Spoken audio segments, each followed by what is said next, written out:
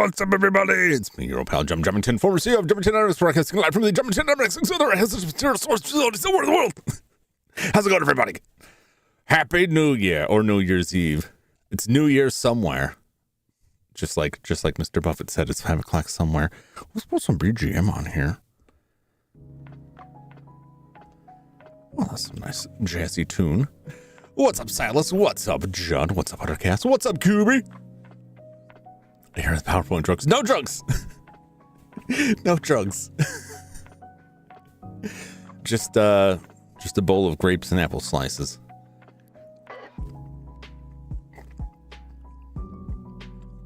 It's my charcuterie, boardless charcuterie. Want to have some snacks here? The drug right there. No, I don't think so. You never can tell these days when you're at the store what may or may not have been tampered with. Cocaine. I hope not. I don't think my heart could take it. I may have sprinkled some keys in there. Maybe a little bit of crystal orbs. Not the kind you're thinking of. I may have there may be a skeleton key or two in there. You know, because you want a little bit of crunch. You want a little crunch in there to open up your digestive tract with a delicious key. I almost forgot about the key addiction. Oh my god, I forgot. I grabbed some paperwork. Be right back.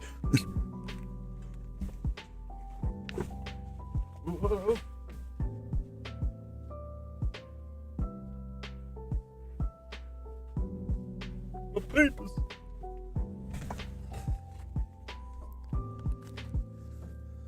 I had some papers that are like just out of reach. you ever been like in an office chair and you're like, you overestimate the lean, like I could reach that, and then like the chair just rolls out from under you and flips. I did that while I was doing cleaning in here once. I'm like, because it's a very small space, but I'm like, I could probably lean under this, and then the whole chair just like rolled out. It was folded up like a pretzel in this closet. It was bad news. What's up, Bradmo? She gave me tomorrow's stream on my feed. But why? Unless I scheduled it wrong. I hope I didn't. Everyone except Jum. Oh, oh. The bitter betrayal. Delicious slurry. Ah. Well, here we are again. Another year come and gone. It feels that I looked at this list of games that I played this year, and some of them I'm like, really? That was this year? It feels like a million years ago. There's a definite split that happened in this year that makes everything before it seem like ages ago. And even that was like, it was only 4 months ago. And yeah, it's still something. Time is a lie. So before I jump into this presentation, I got two things I want to talk about. Number one, anybody watching Stranger Things? Because I know that the last one's coming out tonight. I haven't watched it yet. I have enjoyed it. I'm looking forward to seeing how it all comes to a conclusion. I cannot believe the amount of petty hatred I see for it online. Like, the nitpickiness is so wild to me. People are really mad about it for what I think are the silliest reasons. I think there are legitimate complaints, but I've enjoyed it so far. I never had like super high expectations from any of it. It was like, I'm entertained. It's enough. Like the striped steel jumps like, go steal my slurry. But thank you for that, Flash. I will pin that. Wasn't born to be a hater. I am not. I don't get it. I don't get it. That being said, at the same time, yeah, I mean, it's like, except for RoboCop and mirrors, I will never forgive RoboCop for the mirrors. It's just, they had mirrors at Resident Evil 1. They had mirrors at a cave with scraps. Why couldn't RoboCop have a single mirror? It's such a weird thing to me to not have a functional mirror in that doesn't seem like a big ask. But now it's just funny. I like ribbon on it. I really did love RoboCop, and the expansion wasn't as good as the original, but it's like an expansion. Well, it's a standalone add-on, but like, it was still fun. I enjoyed it. But the other one I was going to talk about, speaking of time, did anybody watch Dark on Netflix? It's 3 seasons. I think the first season came out in like 2017. And I watched it. It has to do with time travel. It's very convoluted. It's very crazy. Me watch things? I don't know. I both do and don't recommend it. I do recommend it if you like head twisty time travel shows. If you know what a bootstrap paradox is or would like to learn about it, I highly recommend it. It's German with subtitles. I think there's a dubbed English version too, but I've just been watching it in German with the subtitles, which is kind of rough because something will happen and I'll have to take my eyes off the screen and I'll miss dialogue and I keep having to like back it up 10 seconds. Like, what did they say? What did they say? I know a little German, but not enough. It is a crazy show. The first season I really enjoyed. I never came back for the second and third season. So I finally got back to those, and like they just keep layering more and more, and this like weird pretzel of time keeps getting more and more twisted. I really want to talk about the show, but you really can't talk about it without spoiling stuff. So I've got to finish The Griffin on Prime. Oh, I haven't seen that. Watch evil creatures chase genes. I do like that. I do like the sound of that. So, today we are here for another PowerPoint presentation. It is mostly reused from last year, including some stuff that I kind of put in as a joke last year. And now I'm like, well, of course this one won that category. How could it not? But we'll see.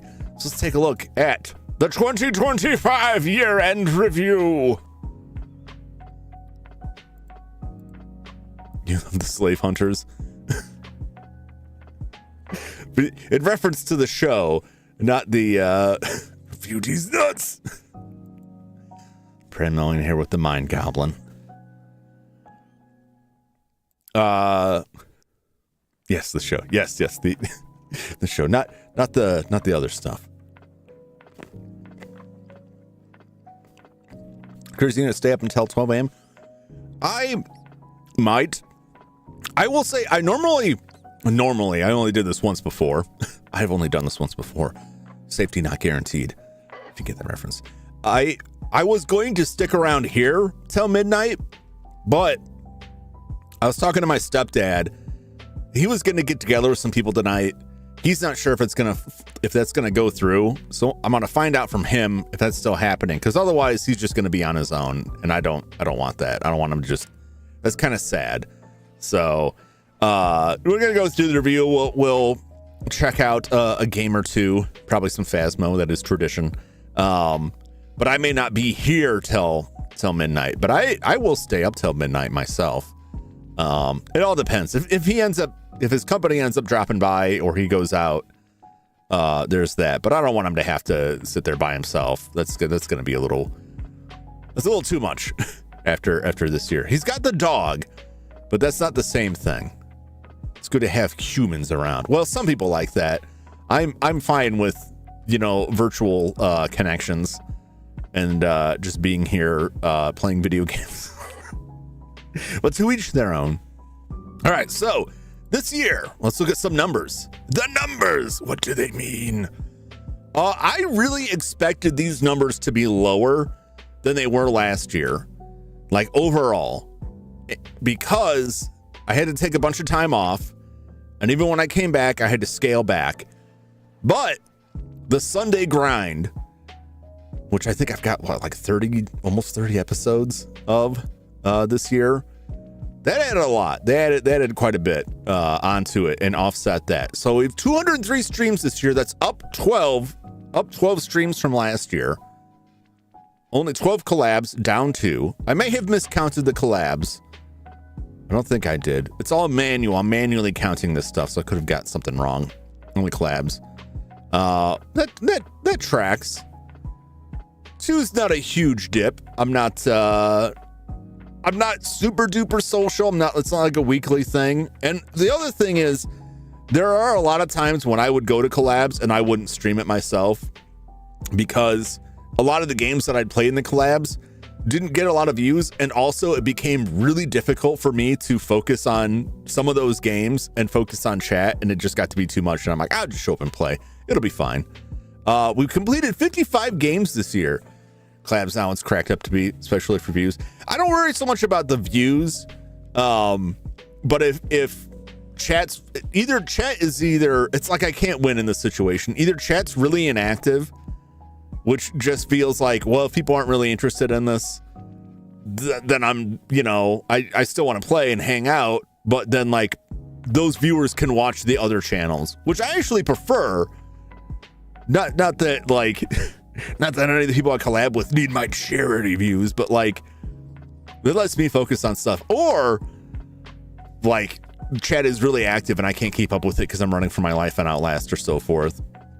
We only completed 55 games this year. That's 10 less than last year. That's reasonable. Part of that is that I spent a lot of time on 2 RPGs this year. And the Sunday grind doesn't count because that was like a whole added thing. 1,000 hours next year. I hope this number goes up. Eventually it'll reach a breaking point. There are only so many hours in a year, but given that I took several like breaks and had to take a bunch of time off and had to slow down the latter half of the year, I think I can crack 1,000. I think I can crack 1,000 next year. If I break 50 completed games in a year, I'm satisfied. Anything past that is gravy. If it's less than 50, and even that number seems kind of high, it's pretty arbitrary. Already reset it. Yeah. Well, this is like just in 2025, over 900 hours of streaming, which is 100 hours more. But like I said, a lot of that is from the Sunday grind, because that's like 4 or 5 hours right there. Speaking of time, so we're doing good. We're doing good on time. I'm satisfied. I thought these numbers would be a lot worse until I got the metadata and crunched it all in a very overly complicated, overworked spreadsheet that I maintain. Sweet spot, 4 or 5 hours. Last year we were trending upwards. This year I'm pretty satisfied.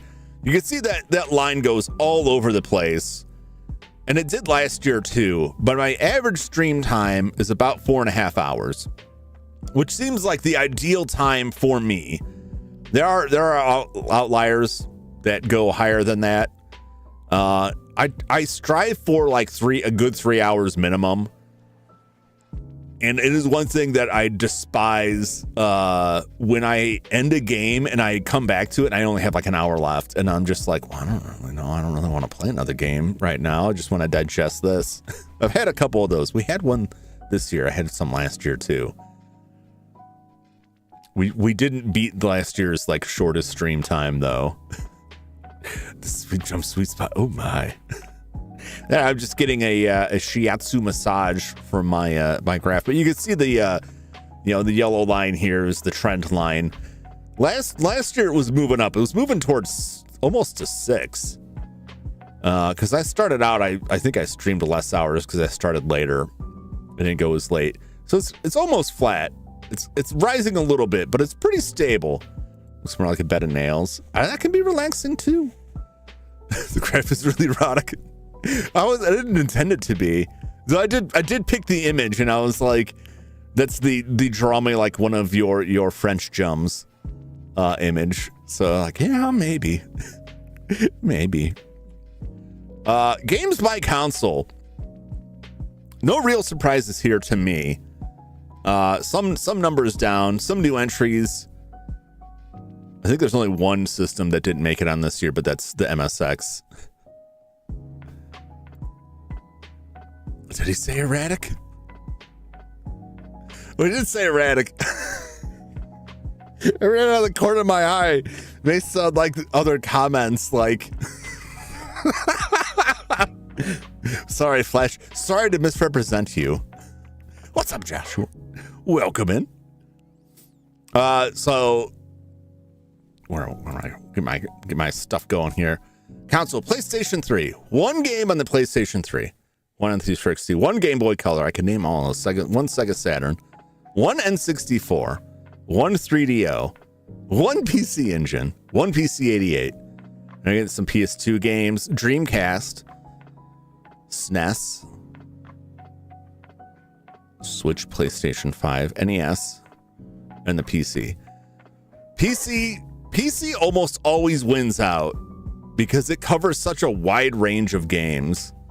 Just played a Game Boy Color game. I love the Game Boy Color. I'd never owned a Game Boy Color when it was new, but I picked one up a couple months back at a retro game store, and I'm tooling around with it. It was pretty fun. I did play that through the GameCube, but it still is. PC won out last year. PC will probably always win out because there's such a it's so unfair, because if you consider that the PC games cover the entire spectrum of all the other consoles, right? So you've got multiple different eras on PC, and it covers so much stuff. If we break it down further, it's if you break it down by like decades, which is all I broke it down to, because it's hard to break it down to like, I've thought a lot about this. Like, do you break it down with like Windows releases? But that's weird. Like gaming, like video card hardware, that's weird. It's hard to chip a good, like, comparable time period to the console generation, unless you just go by a console generation. Won the Retro War. I played one game on Atari 2600, one on Atari 5200, and one game on the Commodore. I gotta get Atari 2600 set up some way, somehow, so that I can play E.T. I have to do it because I never got anywhere in that game as a child, and I've always wanted to come back to it. I never played anything on an Atari 5200, and I'd love to check it out. I've been looking at Commodore 64s. I thought the Commodore was a console. I mean, It's a PC. If you go back far enough, like PC 88, I consider like it's quote unquote console. It's a mini computer. It's a computer, personal computer. It's a PC line from Japan. Same for PC 98. But like MSX, same way, computer. And that's the Famicom is family computer. And that's what they were stacking up against. They separated out from there. But originally they're all like computers that also played games. There's nowhere to go in that game. There are places to go. It just all looks the same because it's Atari. There's like 4 areas, I think, but you're mostly just digging around in holes. Surprise Nintendo Switches above SNES. Yeah, well, so 2 of the Nintendo Switch games were Mega Man 9 and 10. Also counted in that, I believe, was Donkey Kong Country.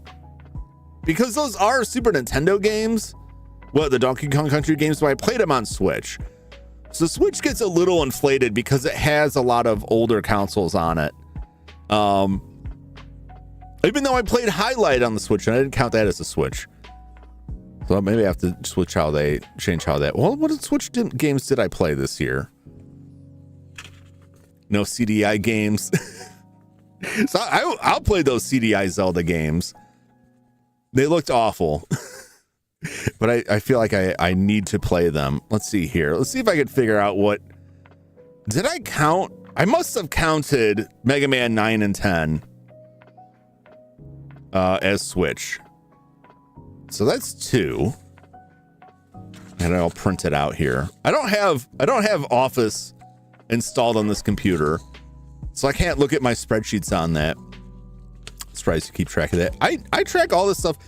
So I track games that I play during the year in a spreadsheet, the number of streams, when I started, when I stopped it, whether or not it's completed, the release date of the game, what console it's on, and then I make like charts and tables off of that for end of year for my reference because I'm just a number nerd. And then the other thing is when I need to look over past streams, I go to Google Takeout to export my YouTube channel metadata, and then I get a CSV that has all of the channel, all of the video descriptions and lengths and everything, and that's how I determine like longest stream, shortest stream, most to track future plans. I don't know, I started doing it when I started streaming and I've just kept with it, although I did let it go for like several months and had to go back and clean a lot of it up. Mega Man 11 was a Switch game. We're up to 3. It's gonna bother me. Did I count those? Maybe I did count those. No, I didn't want that. It's 3.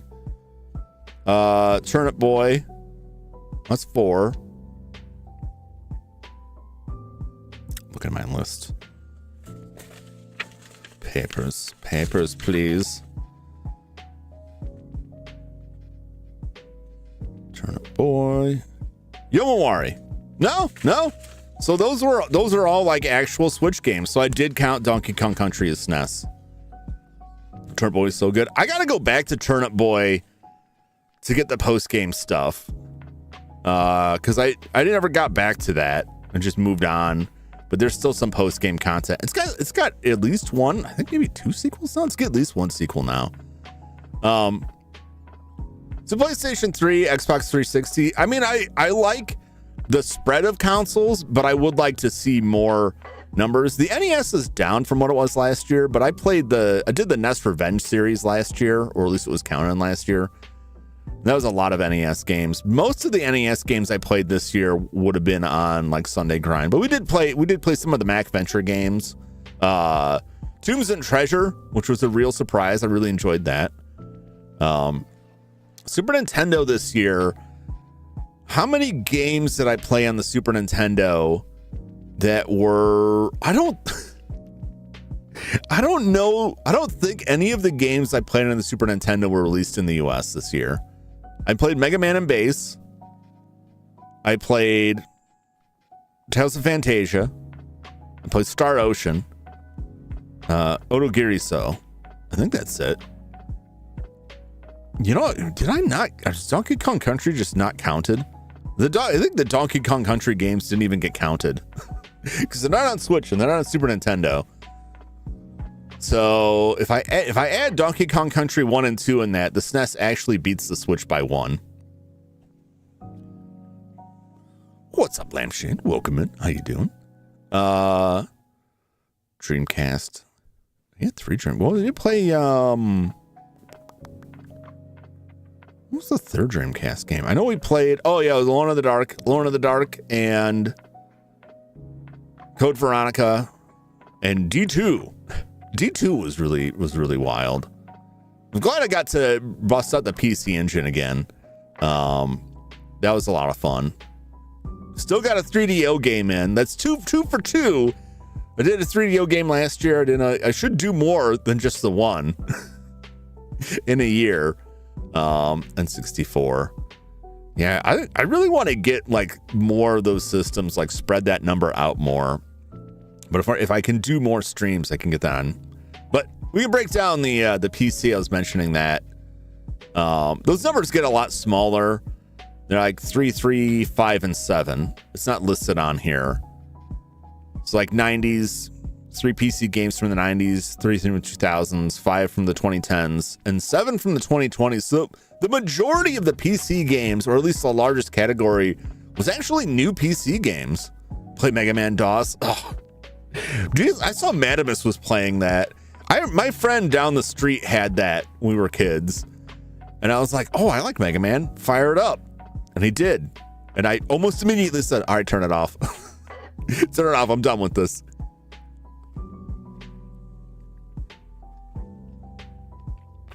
Although I do have Mega Man X on DOS. I still have my copy of that. That is fairly accurate. It's got some weird differences and the music is kind of jank. But it's surprisingly good. And I think it was done in short term by like one person doing the port. So I'm more playing it. Yeah. Those did not look like well-made games. We need more virtual actresses. We do. I wish we were still seeing games like those. I would love to see another Laura game, but unfortunately Kenji Eno is no longer among us. So a good spread of consoles. Crazy seeing Switch up there so much, but that's Switch's, it's mostly newer games. PlayStation is like neck and neck with NES. It is less, but like I play a lot of stuff on the PlayStation. PlayStation is such a great system. Spin that wheel. All right, so we got the longest running series. Any guesses on what the longest running series is? There's really only 2 that you could probably pick.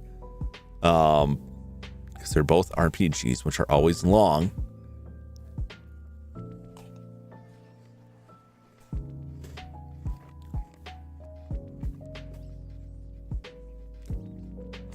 Silas, we got Tales of Fantasia, 17 streams. Favorite is PS3. Library there is the biggest. Star Ocean, close. I think actually Star Ocean is not close. I take that back, but that's a good guess. Star Ocean, I think I only got 10 streams on Star Ocean. We had 17 on Tales of Fantasia. Some of them may have been because I did some grinding offline, but it was mostly like the skill stuff. In Star Ocean. Never had a PS1. PS3 is also my PS1. I think it's really cool that all models of the PS3 can play PS1 discs, and the PS3 had a really good, inexpensive library of PlayStation classics you could get. Before I started streaming, when I was putting together options on how to capture stuff, one of my first thoughts was just to get a bunch of PS1 classics on the PS3 and run through that until I got hooked up with my PlayStation 1. Lapis' Demon in the top 10. Lapis' Demon is up there, but that was last year, so I don't have the number in front of me. It's gonna be in the top 10, but these other RPGs like beat that out. That one I would have to go back and double check that because I had a lot of like 7A just came in grinding. What's up, Skyo? Happy New Year's Eve. Happy New Year's Eve, my friend. It's because of the gnome. It is because of gnome. It's because of Gremlin. Gremlin, yeah. Those gremlins are so hilarious. But Metal Gear Solid having to change controller player 2. Changing the PS3 digital memory card slots to beat Psycho Mantis. I remember playing that on the PS3 and being like, oh crap, how do I do this? There's nothing physically to plug into it.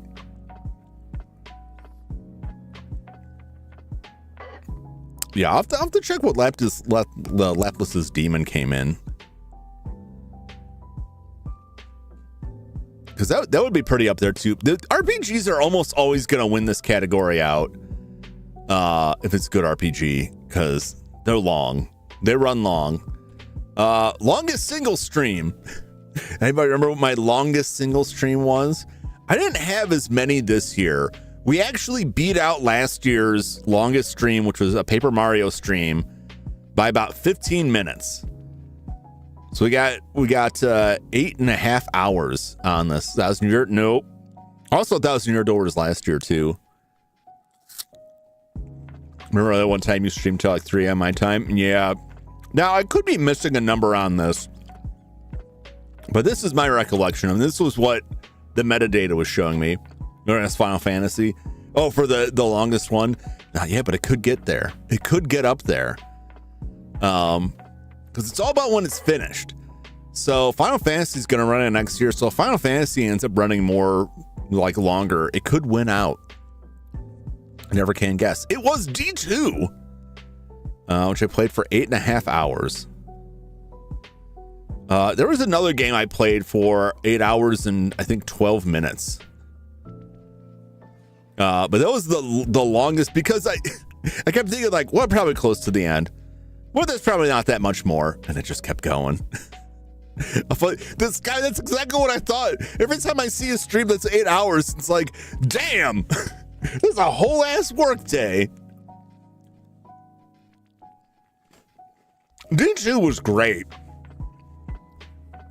Yeah, anytime I stream 8 hours, I almost never leave like, oh man, I can't believe I've spent so much time. I'm usually like, oh, I'm up too late, but whatever. They're very fun. They're very fun. But yeah, we beat last year. Last year was like 8 hours and 15 minutes on the finale of Paper Mario, which is a similar situation. The Halloween games tend to run pretty long. The runner-up last year was Condemned, which was like 7.5 hours. Just because I was like, I really want to finish these in one go. And I really wanted to finish the game. I really enjoyed it. I didn't want to stop playing, but I also really wanted to finish it to make more room for Halloween games that would have fainted. Why do you take breaks? I'm curious how long my longest stream is. Yeah. I mean, you can manually go through and look at that stuff. You can go to Google Takeout and export your YouTube channel metadata, which is what I do. And in that way, I can just like sort by number and it comes through. Although I do have to put it through a formula to get an actual time length out of it because it's just like, it gives duration. Now the duration is pretty normal. I just format it for numbers. It's the date stuff. There's something I have to format weird. Spent hours on Astro Boy. That was like my record. I didn't play the D2 long. Yeah, I don't play the D2 long. Look at that creepy old man. Look at that creepy grandpa who got carried away by pigeons. 10 hours and 34 minutes. Jeez. I keep striving to push this number higher.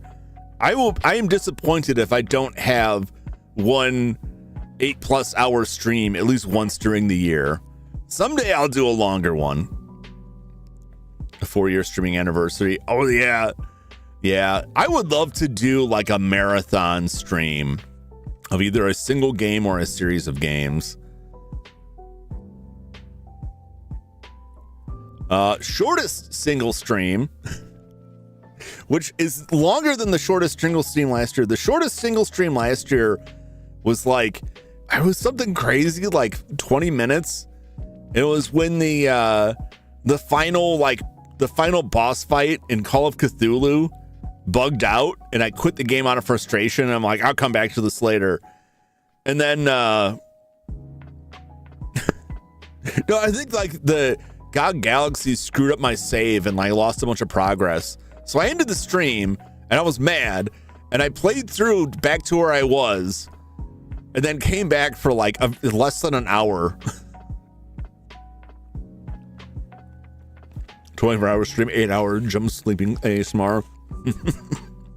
It allows up to 12 hours. Do 2-3 separate streams. Yeah. I mean, that depending on what kind of restriction you put on it, it is nice if you do that, because it's a nice, like, okay, I'm going to take like an hour break to eat something, and then I'll come back and then do another 12-hour stream. I watched Hololive VTuber Amana Kanata do multiple 12-hour streams of playing Undertale, of trying to defeat Sans. Just mukbanging up live. Oh my god. I don't need to become that guy. Sometimes I like, I'm eating some apples right now, and I'm like, I don't know how much of this picks up, and I don't know how bad the sound is. I'm trying to move away from the mic. Taking a lunch break and then snapping. I can't nap. If I don't get like a full like several hours of sleep, I'm better off staying up. I've learned that. And if I get comfortable and go to sleep, like, that's it. I'm not coming back. I'm done for the night. Iron Mouse is on for like a week. Yeah, but like, she slept during that too. Those ones are weird to me. This isn't a criticism, but I just find it weird when people have these long marathon streams and then they're streaming them like sleeping. That is a level of that's a level I wouldn't go to. I would be very weird about that. Bowerman? No, because Bowerman falls in another category, but it's a good guess. It's a good guess because those are short. But they aren't their own stream. So this is a whole stream. It was Hell Knight Part 4, which was just the final boss. It was an hour and 32 minutes. Not as short as the Cthulhu one, which is good. The only time I expect to have a stream that short is when I've got that last like half a bite left of the game. Hell Knight just running around. The sound design in that game was top notch. It had such interesting character designs and creature designs. That was a really interesting game. Between that and The Note, those are some of my top games of the year. I'm so glad I got to play those because they've been on my list for a long time. And I think they're both really interesting games. Neither of them got released in the US. They were Europe only, Japan and Europe. We never got a release in the US. And I think they're both cool games. I don't know how successful they would have been in the US. The Note is kind of clunky, but I did enjoy it a lot. But I liked Hell Knight. I might come back to Hell Knight sometime to check out some of the other characters.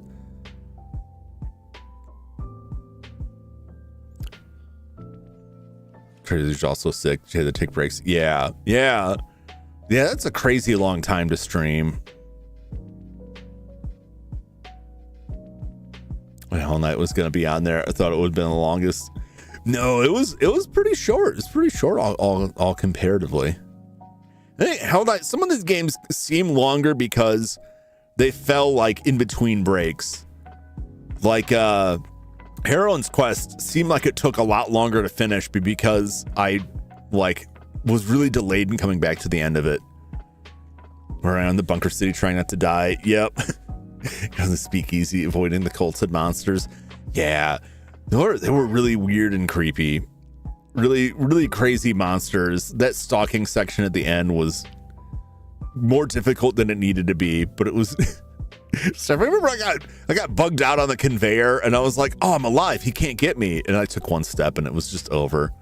Oh, it's good stuff. The least time played. So this is the least, not a stream, but the least time a game appeared on stream, period. So last year's was Magic Johnson's Fast Break, which I played in a stream that contained Magic Johnson's Fast Break.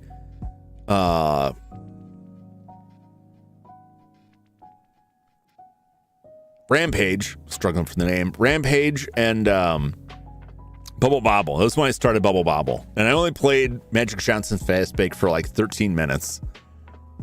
It was longer, like the thumbnail, like the the old Greg. I'm old Greg. Condemned is the progress. Condemned? Really? For the least time played? Nah.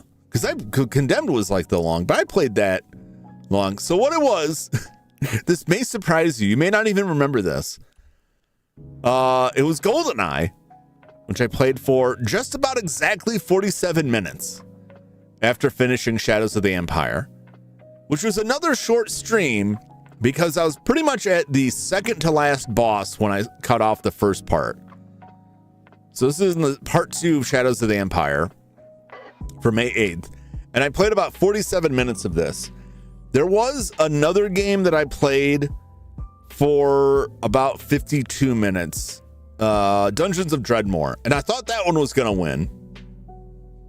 I think that was last New Year's Day.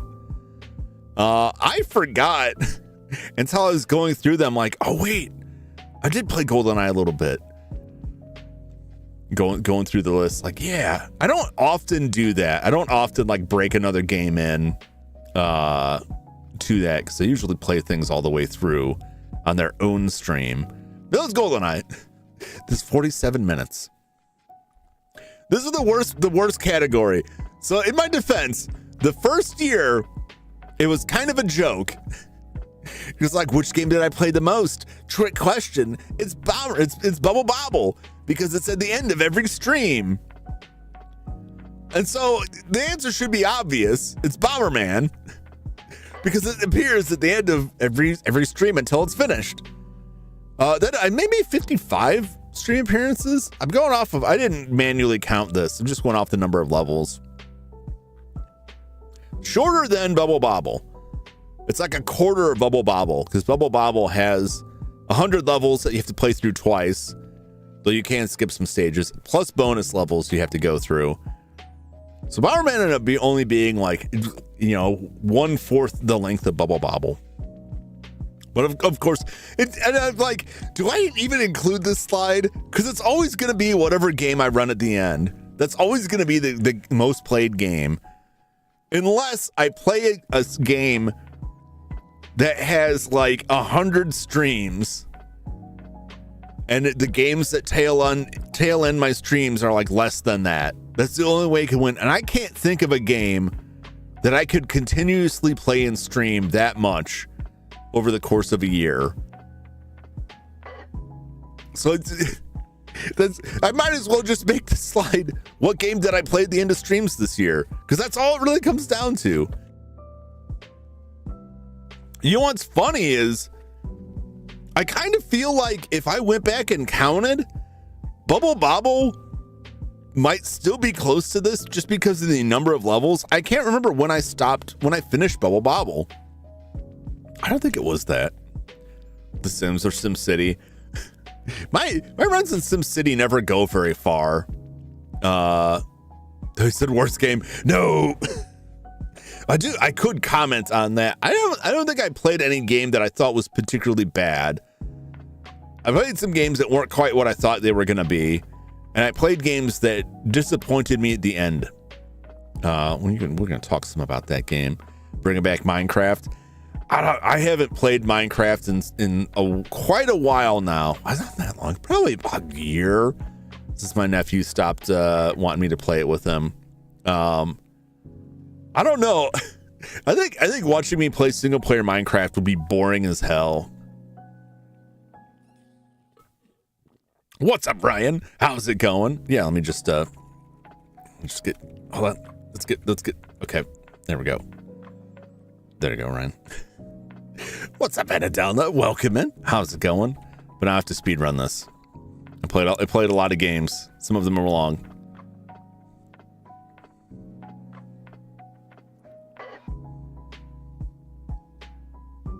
That is the end. Oh yeah. I thought I had more slides because some of them were hidden, more like working slides.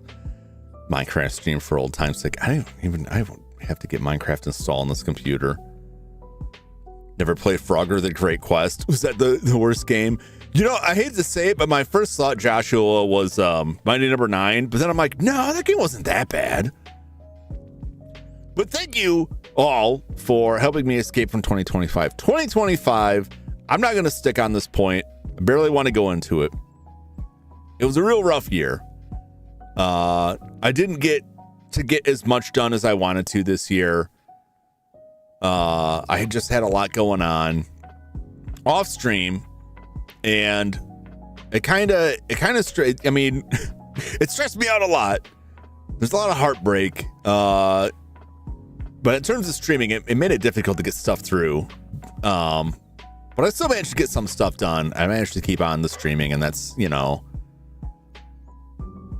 that's what I'm here for. It's been rough. We got great friends, great vibes. Hell yeah, Nadal. Hell yeah. 2026, the year Jum reaches 500. So I didn't put this in because I'm not like super duper concerned with the numbers. But for reference, according to YouTube, I've gained 115 subscribers this year. I only need 113-ish to make it to 500. So if these trends continue, hey, hopefully it'll all work out. But yeah, it was a tough year, and I want to say I appreciate a lot of people had some very kind words for me. A lot of people offered, put themselves out there if I ever need to talk about anything. I am the type of person who just kind of deals with things. So don't take it the wrong way. If you made that offer and I didn't really take you up on it, I just don't really talk to anybody about this stuff. I've learned how to manage the things myself, and it is not a great habit, but it's what I do. Thank you for being here for moral support. I want to thank me for being here for moral support. Well, Ryan, I will thank you too. Literally found you this year. Yeah. It was a good year for the streams. A lot of not great stuff happened, but I made the best of it, and you're all part of that, and I really, really appreciate that. Ready for more Pharasmo in the big 26? Yeah, we're supposed to get like new updates, actual character customization. I was watching a video on it today. Actually see your hands holding stuff. New death animation. I'm pretty excited about all of that. Another big thing this year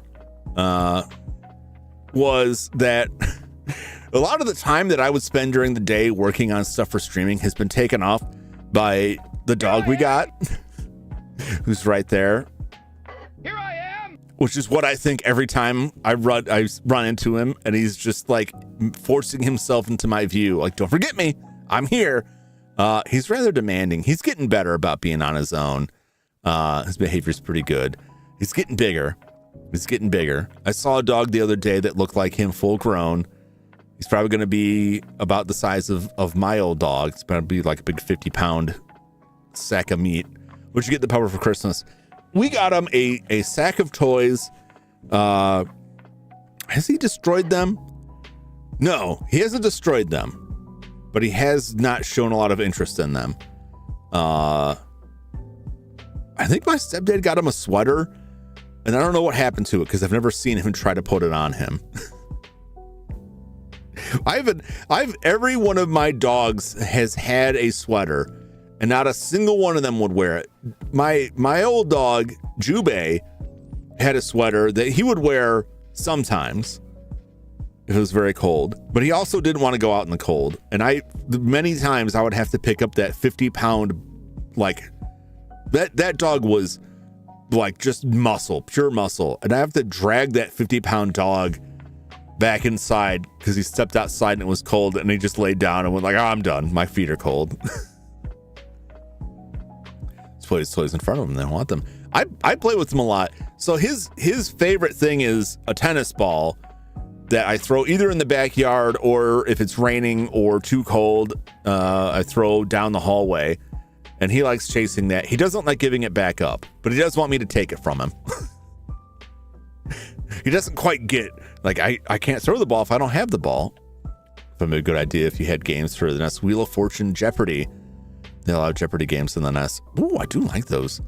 Your dog was a beefy, mean once upon a time. She was muscular. Yeah. What's up, Glitch? Welcome in.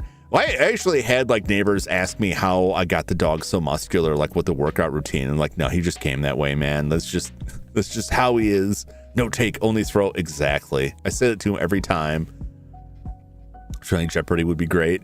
I would play some old ass Jeopardy and Wheel of Fortune. I played quite a bit of Wheel of Fortune on my family's original Windows 3.1.1 computer because we had Wheel of Fortune on it. It was about the only game we had. At least sometimes it was on the computer because my mom likes to completely reformat the computer and reinstall Windows like very frequently. I never understood why. She could never give me a good explanation for why. And every time she would, it was like a coin toss if Wheel of Fortune would make it back on there. And I was not very well versed with computers and didn't know where all the discs and stuff were. Wheel of Fortune 2. Yeah, good old DOS Wheel of Fortune. The good old days.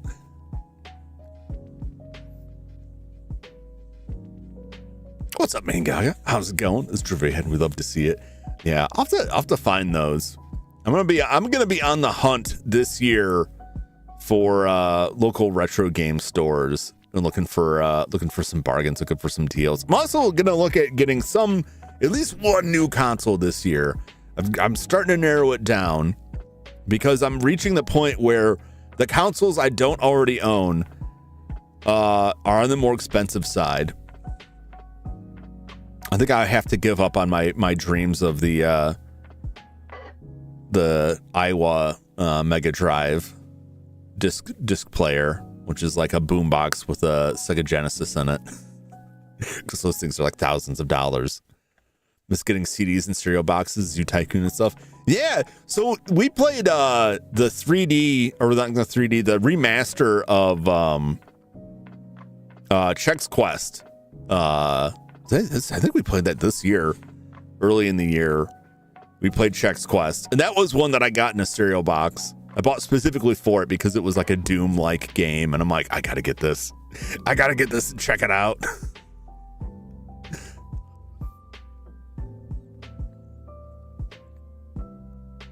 I'm gonna move to the chatting. What? Here I am. Oh, I only want one of these. Different tycoon games, simpler times. Yep. That transition, I'm really happy with that. I've gotten a lot of use out of it. It's pretty straightforward. That was my Resident Evil style door walking transition. So yeah, that was the year in review. Not as many games as last year, more hours than last year overall, more streams overall. Next year we're gonna do even more. We're gonna break these numbers next year. Some of them, most of them, probably, hopefully. So these pages are not numbered. I kind of did myself a disservice here by like having this printout because I don't have my spreadsheet.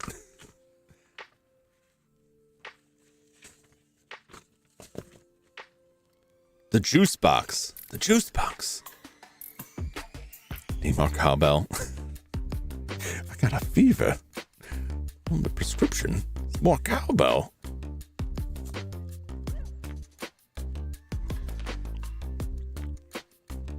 Yeah, like I said, I don't want to install Office on this computer. So I was like, I need to just print out this list. A lot of really interesting games. Manifesting a huge 2026. That's the spirit. I try and branch out more on the consoles. But I got like a bunch of NES games that I'm like, I don't know where to fit these in. I don't know how to get to these. I really want to get to those. Some of the games I want to play this year. Definitely going to start Wild Arms. I was about to say Star Ocean. I'm like, no, it's a Star Ocean. Wild Arms. Ryan's been hounding for that. But I did say I would play it. I will start that this year. Mega Man X 1, 2, and 3. I have secured copies of those games. Like I just got to get. I will not play Mega Man X until I get the model of the helmet. I have to have the helmet on the model. Also, I have to just adventure games. I got more adventure games too. I got a bunch of stuff in GOG. New stuff and old stuff.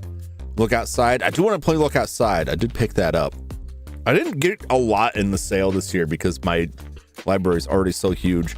It's time for the annual tradition of turning everything on, even the things that contradict the other things. Oh, that's a great look. Oh, yeah. All right, let me get the Bomberman.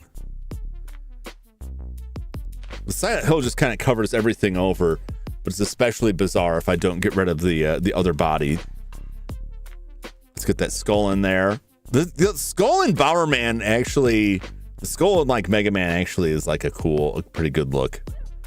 Let's get that in there. Let's get a sweatband. You can't even see it. Some Eclipse glasses. We'll get that red one on there.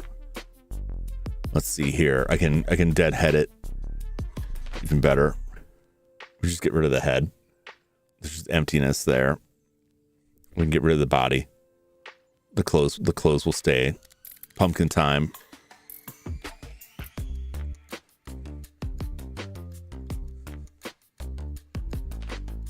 Some of those Sierra games are brutal. Yeah. But it's a brutality that I enjoy. Coin, it's a monster. All right, I gotta blow out bring the real monster in. Oh, I could probably do the ghost on this. Let's see if I can get this set up here.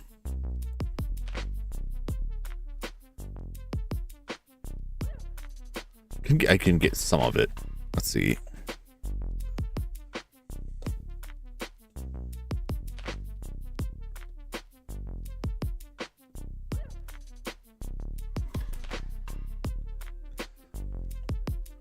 That's probably spectral enough. It's going for 2 seconds. This is my annual tradition of turning every optional outfit thing on. I guess I can put the Silent Hill 2 also, which covers everything else over. All right, I get the aviators up there. Oh, the Santa hat. Gotta have that Santa hat, even though it's clipped off. Monster in real time. Yep. Friends with a friend, developer of Don't Look Inside. Ooh. Yeah, I do want to get back into the adventure games. The analog horror character right there. This is out of someone's nightmare. That's all. That is all I got.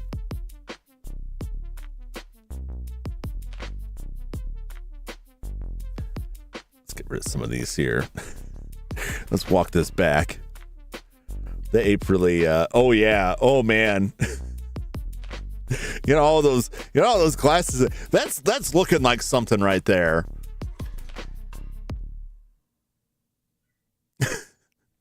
So it looks like something. I don't know what. I got 3 kinds of eyewear on here.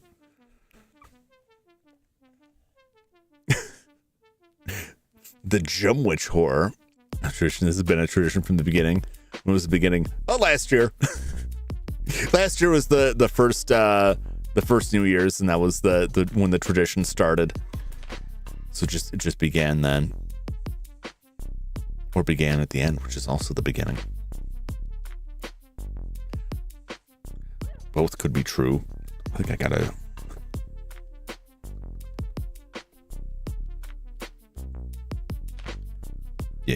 Yes.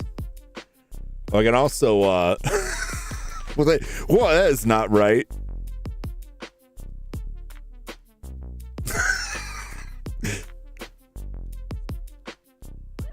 There we go. That really completes it. Why is this guy all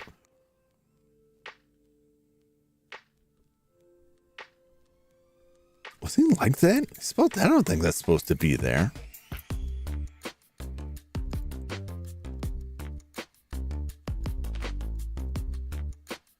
No, that does make sense.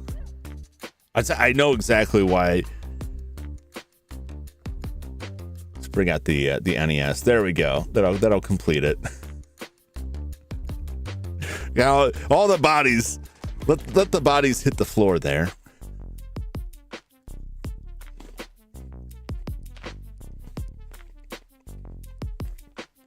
I just want to say I'm glad we're able to collab together so much this year. It's always a treat to hang out together. I agree. I'm glad we were able to hang out. Someday I got to make the Peak. I got to actually open up Peak and play Peak again to actually be able to play it. I keep missing the collabs on that. My time should be better this year. Should be more apt to join more of them and not just the Phasmo. But I always appreciate playing with y'all. Playing with you and Sky and Perhenmo, and had a lot of fun playing that. I had a lot of fun playing Donkey Kong Country with Inochi this year. If you just have so many assets, try this computer burst into flames. Yeah, I'm just waiting for the moment where like the VC face is just like, I'm done. I'm out of here. I'm working on transitioning over to vtuberEN because right now, anytime I want to add one of these to my model, I have to go in and edit it in Unity. And it's getting very cumbersome. But if I start using vtuberEN, I could just make them accessories in vtuberEN, and then in theory, they can just be separate files that I just put in there. So I got to work on that. Also to fix things like the Santa hat being cut off. It's very weird. Have not heard anything yet. Well, I still don't know what's going on with the New Year's. Those guys aren't still coming around there. Let's go to the game screen. Let me pull something up.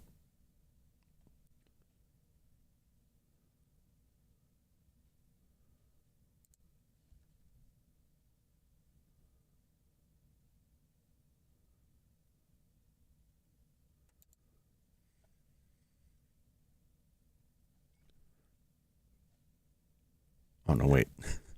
Not that. I gotta go back. Scratch that. It's not installed. Okay. I'm never gonna say what that was gonna be. I looked through this list here and talk about some of the streams from this year, some of the games we played. I had some thoughts on some of them. Particularly like the Halloween ones this year. Just going through this list roughly. I played 4 Resident Evil games this year. And I was like, how did I play 4 of them? Because technically, we finished Resident Evil 3. The last part of Resident Evil 3 was this year. It's like, I guess that counts. That seems like a cheat, but whatever. But I forgot that I also played... I completely forgot about Resident Evil Survivor, the light gun game that offered no light gun support in the US. That game with the weird cheetah men, the chimpanzees that made cheetah noises, and like the terrible tyrants everywhere. That game was fun. Very short, but like short and sweet. Light gun games, you don't want it to be too long because they wear out their welcome, at least in my opinion.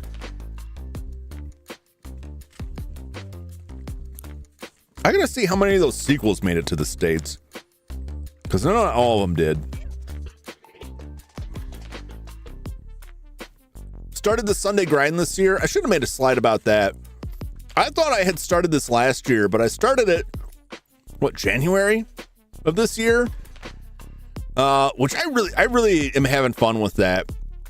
I really got to put more of a description on that stuff, but basically just, you've been there, it's just the Sundays I play, older RPGs that are lighter on story, heavy on grind, RPGs from a simpler time, other games too. I think everything I played in that would be considered an RPG or an action RPG. We played Dragon Quest, the first Dragon Quest, Dragon Warrior in the US. Right now I'm playing Final Fantasy. We also did Hydlide. Kawa no Nuchisuri, The Legend of the River King. That was a lot of fun. Fishing, you wouldn't think fighting for your life by fishing and battling snakes and rats would be that much fun. That game was a lot of fun. A very interesting game, and I want to play more of them. Some of them were released in the US. Some of them have hand translations, but they're kind of spotty. What else we play on that? Before Final Fantasy, we did East Book 1 and 2. I also did Peret M. Heru, which was another one I had read about for a long time, and I'm like, someday I'm gonna play it. Someday. I finally played that. It was very exciting. I really enjoyed that. Yeah, I don't really have like a best game of the year or a worst game of the year.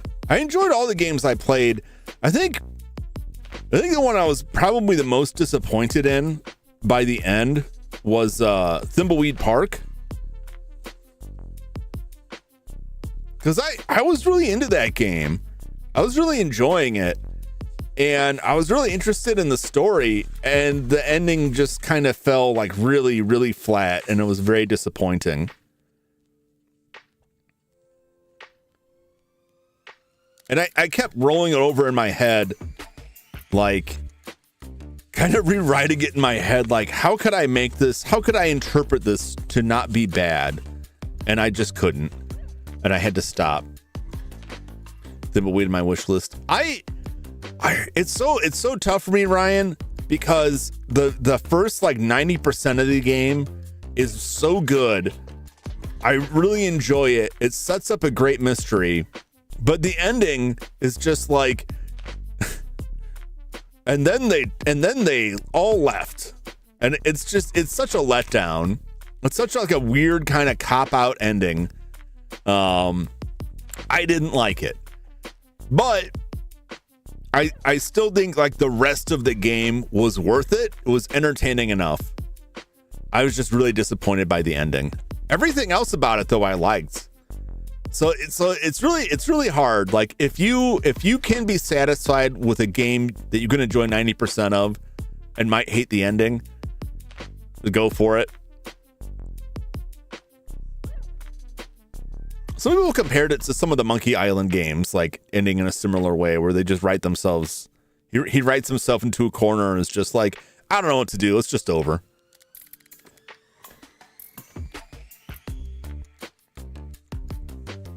I did like the free extra game they put out during COVID, the Dolores, which was just like puzzles. Without anything else really going on. I thought that was really fun. There's a lot to like in that game. I liked a lot of tongue-in-cheek references to other stuff in games. I liked a lot of the puzzles. I liked the different characters and the different stories that were going on. It was just very unsatisfying at the end. I experience like that. Good journey, bad ending. Yeah. Sometimes the journey outweighs the ending. Sometimes it doesn't. Yeah. It's kind of like, it's a testament to how good the rest of the game was that the ending was like such a letdown, because the rest of the game was like so good. I was so excited to see what comes next. What's the next bit of this mystery? What am I going to run into next? And then the way they wrap it up is like, eh. So it's tough for me. I have a hard time recommending it because of that.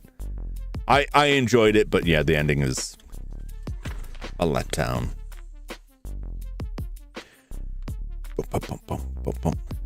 Compared to like the Drifter was really good.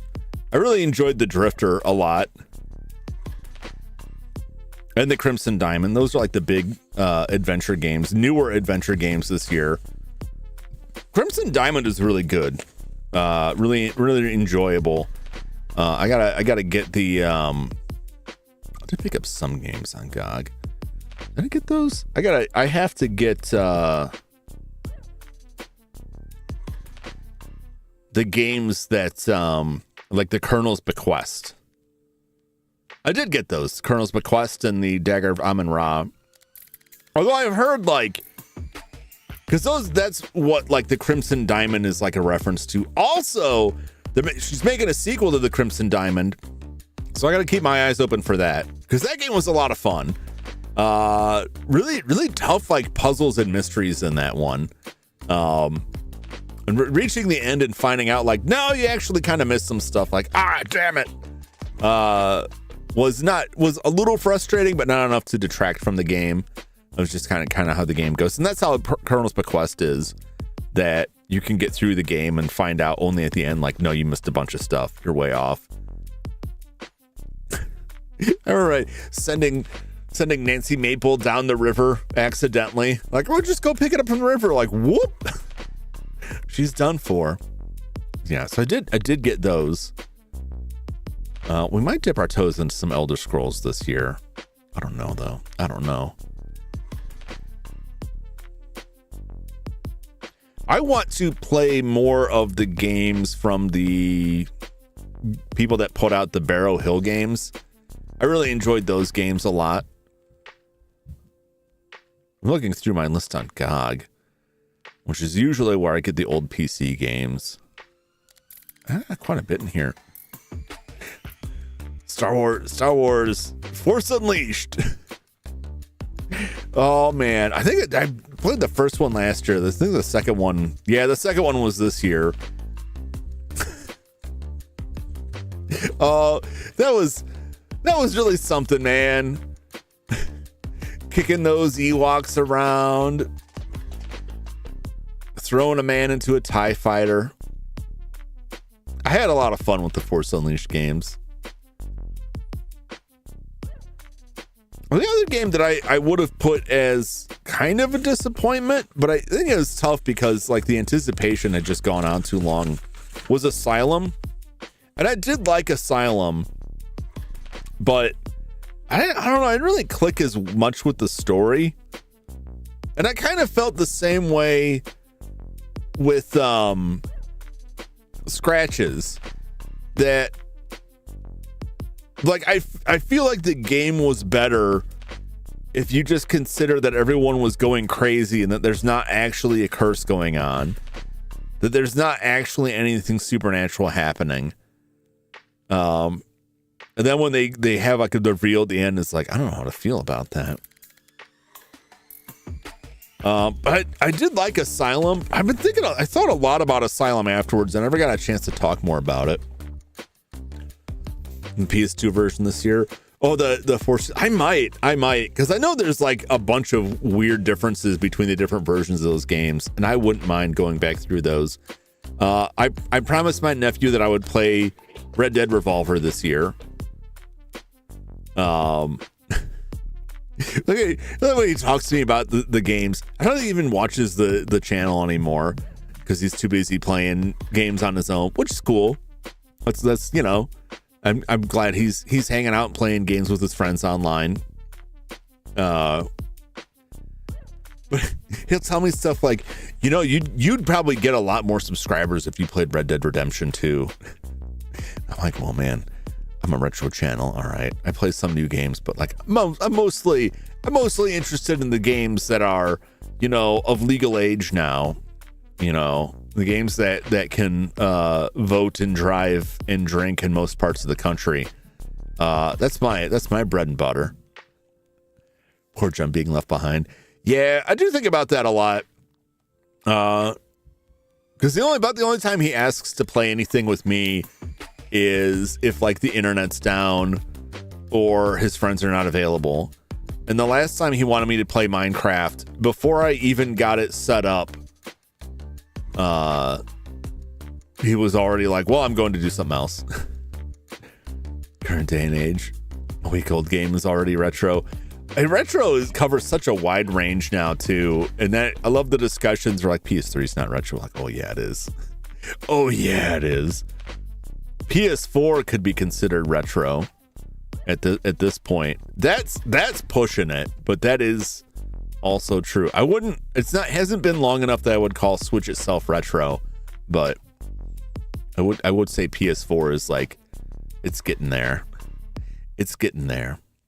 I think it's just that, like, most of the time, like, retro for the longest time meant like, you know, like the NES, and then I kind of stopped that. Retro is 20 years ago. I would just consider retro whatever is not current. maybe I'll accept the previous generation falls outside of that. Xbox 360. Yeah, Xbox 360, the PS3 era, it's in there. Just past a certain point where like games have homogenized so much that like you don't get as much variety. PS3 is still new, right? Boy, I wish it was. That's a nice small PS4. I am amazed, but you know what? I was gonna say I'm kind of surprised how much of a PS4 presence I still see everywhere. But like PS2 games were still being sold for a long time after the PS3 came out, just because people still had like there was still a market for it. As long as there's still a market, and the PS5 will play PS4 games with mixed success, but mostly it works all right. If you already got it, you might as well put it out on there. Yeah, Asylum. I've thought a lot about Asylum, and my general feeling in the story on that is my interpretation, which could be completely wrong. I don't think there's actually an eldritch being underneath the asylum. I think there's just like the fungal infection that gets in their brains and makes them all delusional. But there's definitely like inconsistencies with the story. One of the big things that stuck with me was if you saw it, there's a cutscene where the one patient, I was gonna say inmate, but they're not inmates. One of the residents of the asylum was a pregnant woman, and they show very briefly like her. She's got her baby. She was basically like eating her baby because of the delusions. But earlier in the game, there's a drawing pinned to the wall in part of the asylum that is like a drawing of somebody with a bloody knife, like stabbing at the woman with like she's cut open. It's all like stick figures with the baby, which implies there's more to that story. I'm fairly certain that there's not really an eldritch entity down there and everyone just went insane, but maybe that's just boring. I find that story to be more interesting, to think that it's just a bunch of people who got infected with a brain fungus and went crazy and thought there's some like eldritch being down there. Because I don't know, like both that and Scratches, like I think the horror works better if there isn't actually anything supernatural, if it's just people going nuts and then where that drives them to. Other than that, like everything I really picked some great games this year. I had a lot of fun with them. I still haven't figured out what was up with the saving in Die Hard Trilogy, but I think part of it is like the language they use in Die Hard Trilogy is confusing. This is what you said about adventure games you had in the pipeline. Nah, I've got the Colonel's Bequest and Dagger of Amun-Ra. I want to play at least one of those this year, but I really didn't get into a bunch of other ones that I have. Just that I have them, new ones and old ones, but nothing specific that I mentioned. Otogiriso. I should go back to Otogiriso sometime, because there's a lot of different angles in that story that I haven't gotten through. I don't really like, aside from like the Resident Evils, or games that require like multiple playthroughs to see the different endings, unless the endings are like basically the same thing and I just ignore it. I tend to not return to games. I wonder at what point I will start like, I haven't played in a while, like returning to games I had already played. I don't know if I will. I imagine I will at some point. Probably Mega Man games come back to again once I've chewed through enough of them stuff. You ever played Gravity Rush? No.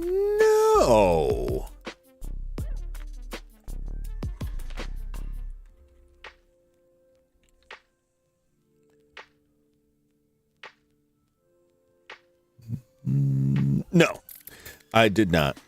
Oh, is that a Vita game? Was it released in other systems? Go check out Postmodern Adventure Games, or they have a Cosmic Lovecraft. I may have one of mine. It's just PS Vita. Yeah, I have a Vita, and I mostly just play PS1 games on it. Though I have been thinking about getting the PS TV,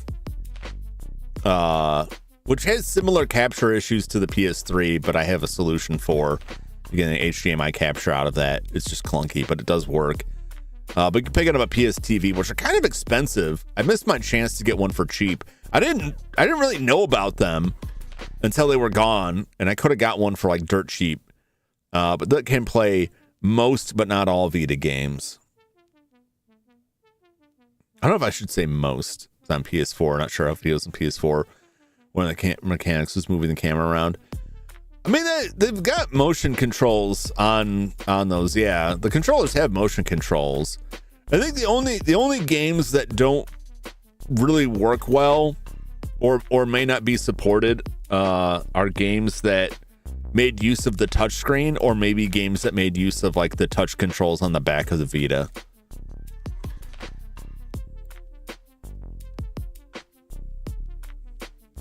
I can still buy it for $50.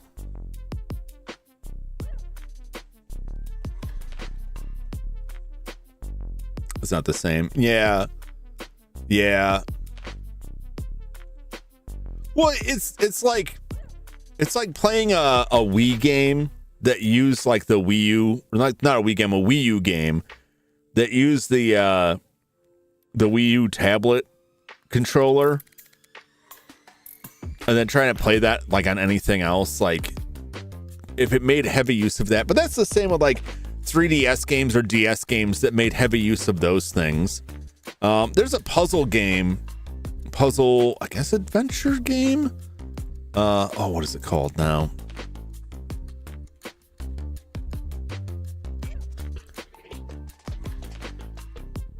Trace Memory? Was that it? Yeah, Trace Memory. Another code. 2 memories known as Trace Memory in North America. It's a 2005 point-and-click adventure game for the Nintendo DS. They were trying some really crazy stuff with the DS. It was by Sony Studio Japan. Rest in peace. Also made Ico Shadow of the Colossus. And like, oh yeah, those games are on there too. I do want to play that. I want to play Shadow of the Colossus. I don't know which version of Shadow of the Colossus to play. I'm inclined to just play the original and call it at that, because that's what I usually do. I usually go to the original. Well, this game, Trace Memory, on the DS, had puzzles that involved you like using the various sensors in the DS, including one puzzle where you had to close the DS lid in order to like press something in a book. And they released a remake or remaster or port, I don't know what to call it, for Switch, but they had to like alter a lot of those puzzles. I think The World Ends With You had a lot of the same issues, because the original DS game made use of a lot of different sensors, like the microphone and things on that. And it is on the Switch, but I imagine they would have to change a lot of that stuff. And that's just like extra stuff. You can just get into like the dual screen nature of that stuff, which is also why I would be surprised if we ever saw like DS or 3DS, like virtual console stuff. World Ends With You on Switch is garbage. I didn't hear much about it, but what I knew about the DS game, it just seemed like it wouldn't translate well. And that is a real problem. There's a lot of really cool games on the DS and 3DS that just they lose something in the translation. Sometimes it's not that big of a deal. You could just move what was on the screen to a menu. But sometimes like you really had to have two screens. The Nameless Game, which is a Japanese only release about a cursed video game, and you were either playing the cursed video game and holding in the normal orientation, or you were holding the DS like an open book and playing in like a first-person 3D environment. It was a very good horror game, very unique feel. You couldn't do that on, you know, what we got currently there. I think there are some games that were released on those systems that were like the touch screen or the second screen was just kind of there. It was just like a menu. There wasn't much going on to it. Those can work, but anything that made heavy use of like the hardware specifics on that's tough to translate.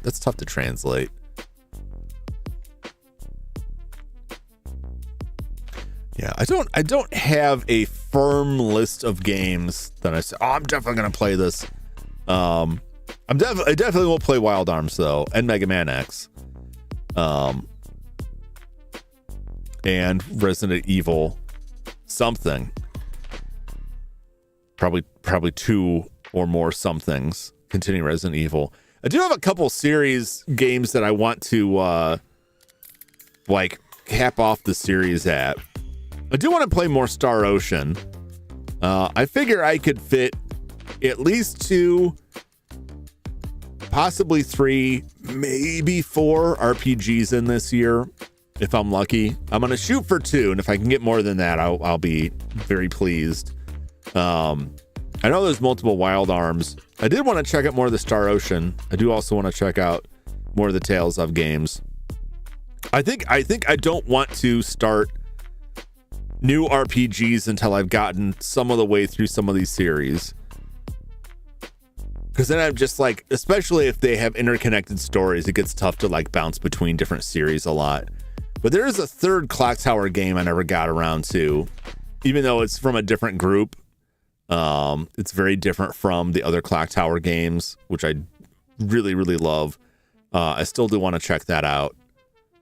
Let me play the Mana series. Yeah, I enjoyed the Game Boy game, the first one in the series. I also like the other, because what was that? Final Fantasy Adventure, right? Is what they released on the Game Boy. Because there were 2 Game Boy Final Fantasy series, neither of which were actually Final Fantasy.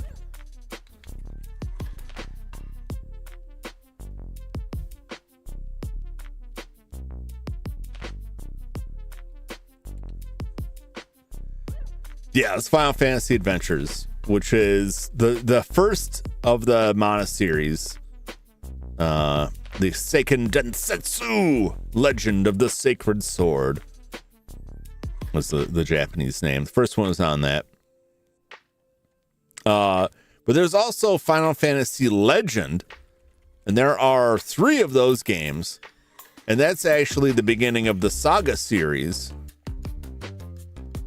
Makai Toshi Saga.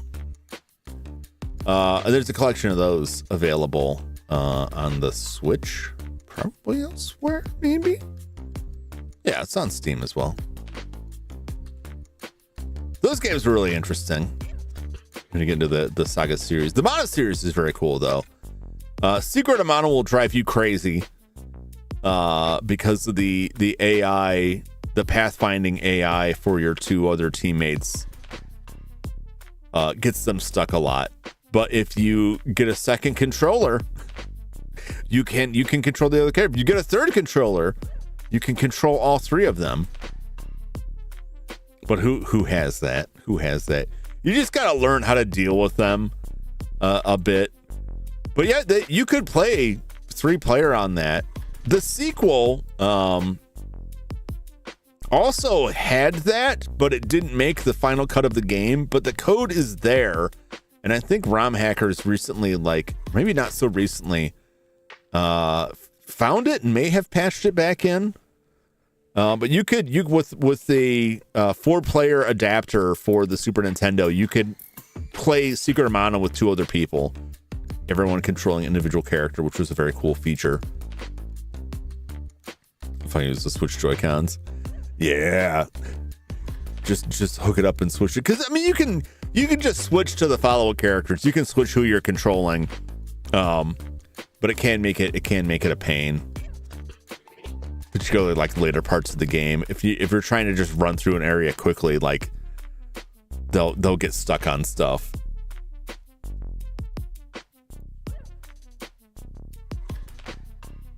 It's aggravating. I'm gonna take a look at this Steam library. I could talk about some more of that stuff. This is just the PC stuff. Console games, man. I got a lot of stuff.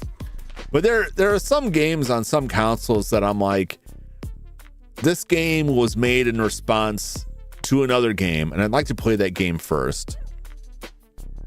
So Spirit says the spirit of Jumness. It's me, the ghost of Jumness past. I mean, this is what the office usually looks like. Just a stack of my own dead bodies lying around. But yeah, I have a lot of games that I'm like, I don't want to play like a newer Metroidvania until I play Metroid. Or Goonies. Goonies 2, which is also like an early form of that. That's not, nobody has imposed that on me. I should say nobody is making me do it that way. That is just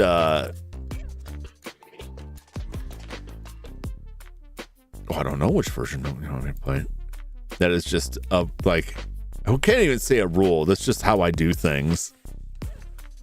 Unnecessarily complicate things for myself.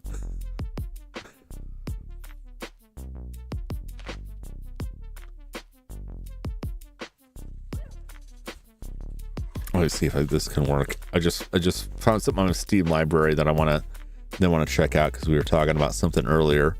I play a little bit of games, some games before I come up on a break, and that's when I find out what's going on.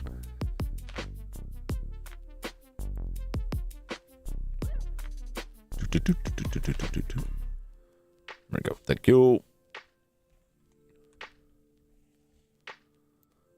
Will this work with my controller?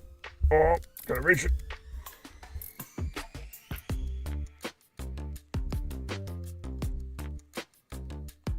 There we go. It did. You ever had like some games if your controller is not plugged in or on when you start the game, and then you end up having to like restart the game? That kind of drives me crazy. All right, let me set something up here real quick.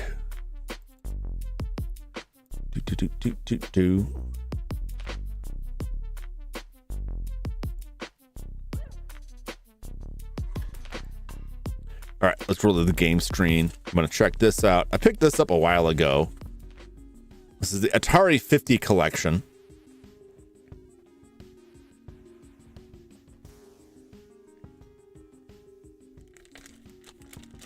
How do I bring all this down here? I'm not going to... brought my flimsy charcuterie, which my bucket of apple slices and grapes and some random cheese.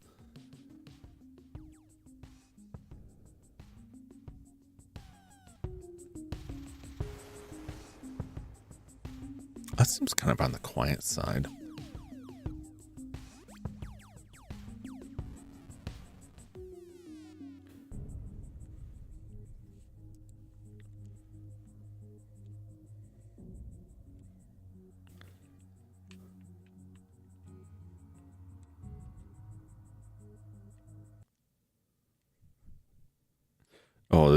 That was those buttons are all out of whack there.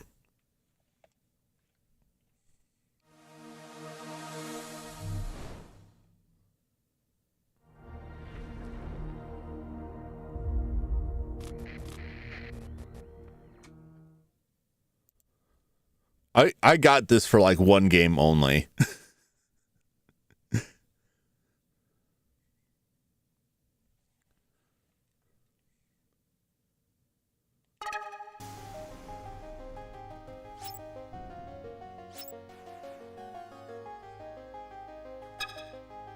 There we go. Nope, that's all the way up. Okay.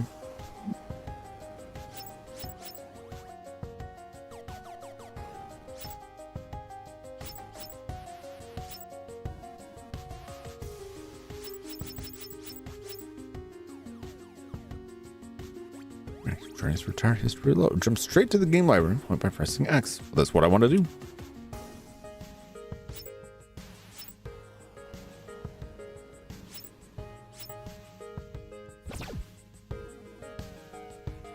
So this is a reimagined version.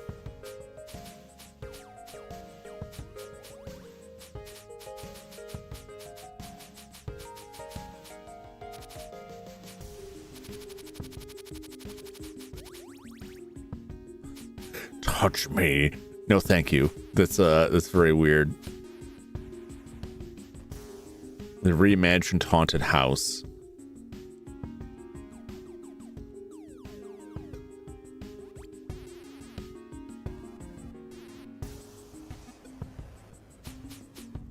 Let's see, where is haunted house in all of this?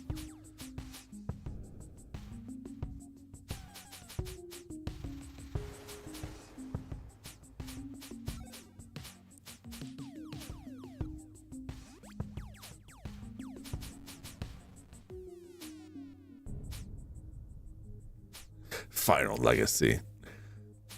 I'm sorry. So many Atari games that I have like an extremely serious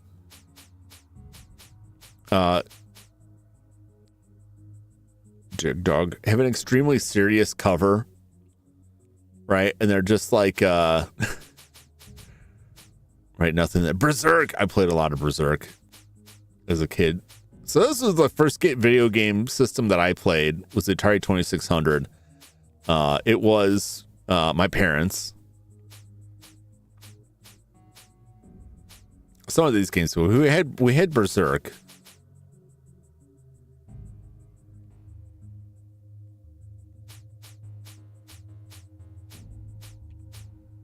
Frogs and Flies. That's a game I played a lot of too.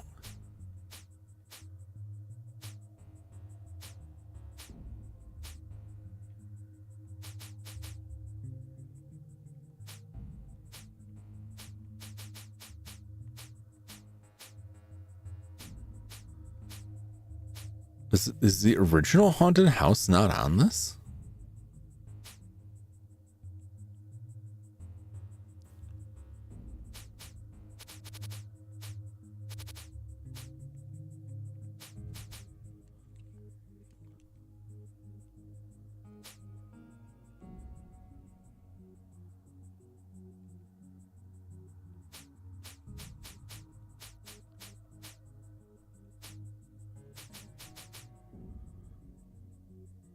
This seems because of someone playing some of them too. Yeah, like they've got very serious artwork on it that like belies what's actually going on most of the time. Or like you get into the game like, oh, this is not what I thought it was. Let's check out Berserk, Enhanced Edition. I really thought this had the original haunted house on it, and I'm kind of perplexed why it doesn't.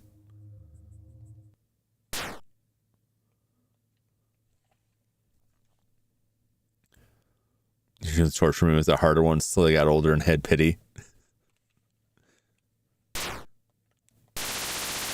Oh, yep, there we go. Don't touch the wall.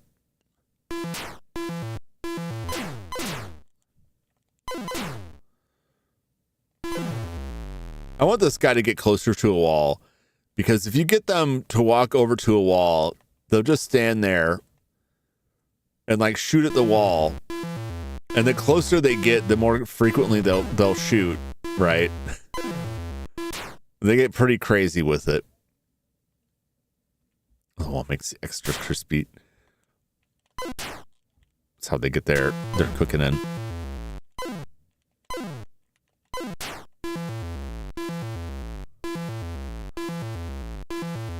I just really like the sound of the Atari as a kid. I didn't quite understand. I couldn't read yet. I wasn't old enough to read.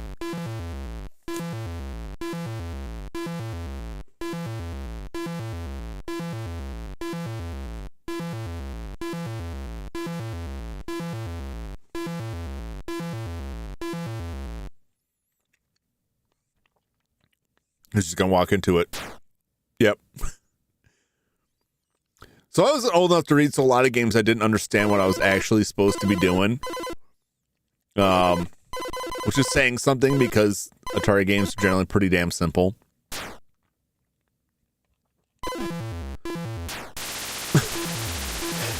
You know, I mostly just like the sounds that it made. There we go. The guy was starting to do it. I missed it.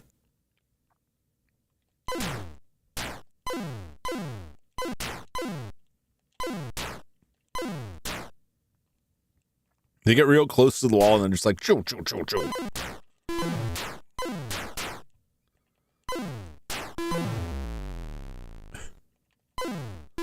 He's doing this as hard as he can.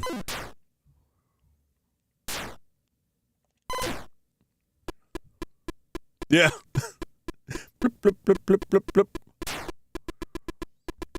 A lot of times they'll just walk into the wall of their own accord, or I will. Because I'm not paying attention. Ah.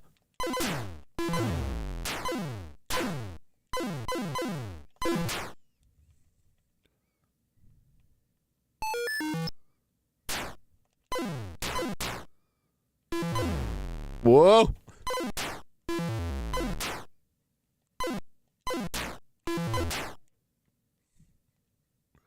Moon Nights. Yep, exactly. I'm doing this as hard as I possibly can. The very, you better watch out. You don't want what this has got. The very slow moving death beam. Oh! From beyond the grave, he still got me.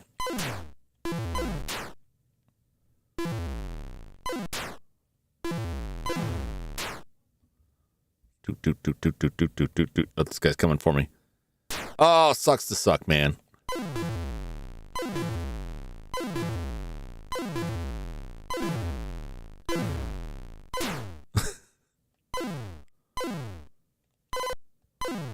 Yeah, so it's very funny how fast it shoots is entirely dependent on how quickly it goes away, because you can only have one shot on screen at a time. Of course, as a child, I didn't know what any of that meant. I was just like, I just like the funny noises.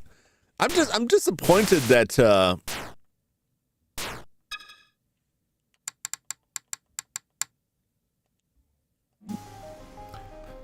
original Haunted House isn't on here anywhere.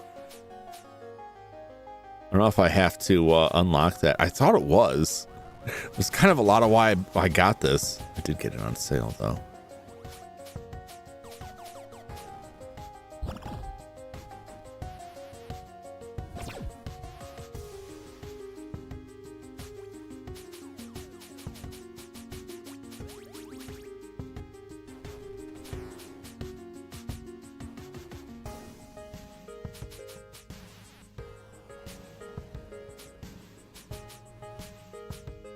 Yeah, it's got the remastered ones on it.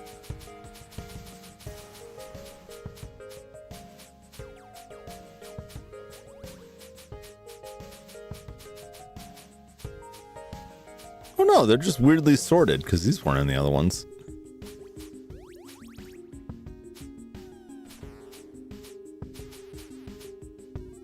Confidential. Centipede. My mom had the high score in Centipede. She had a little chalkboard she kept in the room where the Atari was this very old TV where she would record everyone's Crystal Castles. I love that band.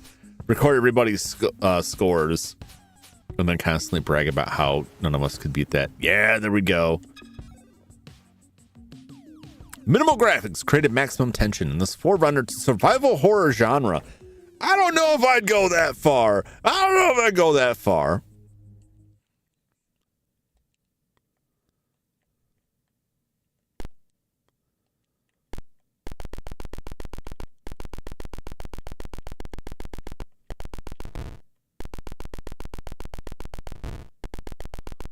So you're trying to find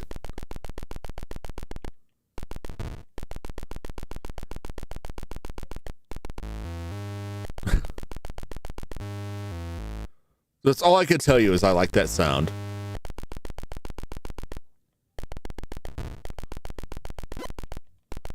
Trying to get all the pieces to this key to get out of here.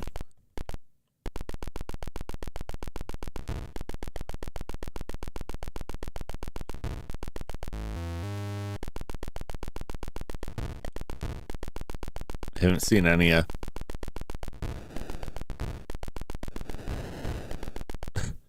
the closer it gets, the more you get that sound. Oh!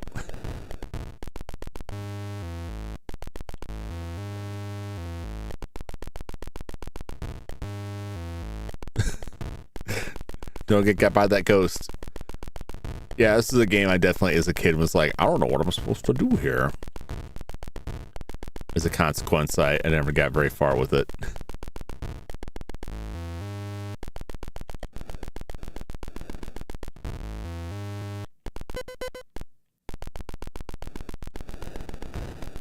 All right, I think that's it. We just gotta leave now.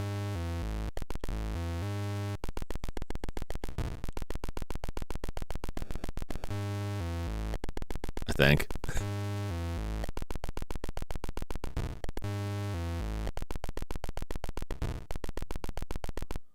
No idea what's happening. We're in a haunted house, trying to avoid the creatures. Complete the thing here. There we go.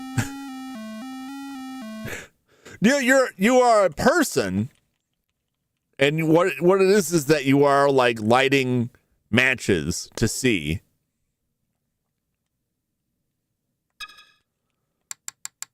Look at the instruction manual. I couldn't read when I was a kid, so I didn't get this. But look at this art, right? You know, the spooky bats, right? Because everyone knows nothing is horror in a video game like bats and a spider. The tale of the haunted house. Many years ago, in the small town of Spirit Bay, there lived a mean old man named Zachary Graves. Old man Graves was not a very well-liked person. He rarely left the old mansion and spent most of his life brooding about the decaying four-story house. When he died, the house was condemned and locked up. The townspeople claim that old man Graves knew the whereabouts of a magic urn that was a family heirloom of the first family of Spirit Bay. It seems that the mansion was the family's first home, and that the magic urn, which broke into several pieces during the earthquake of 1890, is still in the old house. Nothing as terrifying as potentially contracting rabies. I agree with that. I live in constant fear that, like, while I sleep, some rodent will slip into my house and nibble on my toes in a way that I do not detect, and then 10 years later, I'll die from rabies. Hopefully you don't also share that fear. To this day, no one has had the courage to go into the mansion to search for the pieces of the urn. It is common knowledge that the ghost of Old Man Graves still haunts the mansion. Some of the neighbors claim to have seen lights flickering in the windows. Some say that they have heard eerie sounds, doors slamming, and heavy footsteps. Some even claim to have seen shadows running through the mansion. The mysterious mansion has 24 rooms connected by long corridors and staircases. Some of the rooms have been locked up for over 50 years. There is supposed to be a master key hidden somewhere in the mansion. Without the key, it might be impossible to travel from room to room. There is also an ancient scepter hidden in the mansion. Old Man Graves always carried this scepter. He believed it scared off evil spirits. Now that you know the story, Atari is unlocking the entrance to the haunted house and letting you test your bravery. Do you dare enter the frightening old mansion? If you do, remember to carry matches. The haunted house is very dark. Are you ready to challenge your courage? Insert the game program cartridge and turn on your Atari video game system, team. Game to enter the main room on the first floor of the haunted house. Game objective. The object of the game is to find the 3 pieces of magic urn. Carry them back to the main entrance of the mansion before losing all 9 of your lives. Your score is based on the number of matches used during the search and the number of lives you use. Pieces of the urn are randomly scattered throughout the 24 rooms in the mansion. There are 4 floors, and each floor has 6 rooms. Floors are connected by staircases. The rooms are connected by corridors and stairways. Some of the doors are locked, so find the master key, which is also hidden in the mansion. So there's the pieces of the urn we collect. There's a master key. There's a scepter. Magic stick used to make you invisible to all creatures in the mansion. The scepter, you must drop any other object and pick up the scepter. As long as you hold the scepter, you cannot be scared to death. So there's tarantulas, vampire bats, ghost. There is one very fast-moving ghost in the mansion. It can move through locked doors and walls to chase you anywhere in the house. If the ghost touches you, you would get scared to death and lose a life. When any creature enters the room, your lighted match is blown out, but the creature's body glows in the dark. Keys, those delicious keys. Yeah, so this is the game. This is, Atari 2600 game. Hardly Deadly Black Tarantula. Get out the boat. Yes. The I only know that as the Beetlejuice song. Hardly Deadly Black Tarantula. And they got rough maps there. There's different game variations. There's that.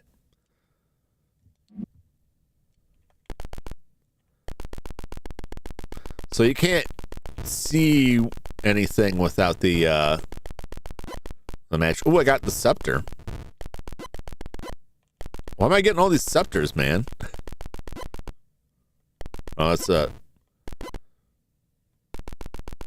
lot of scepters just lying around here. Oh, we got 2 pieces already. Whoa!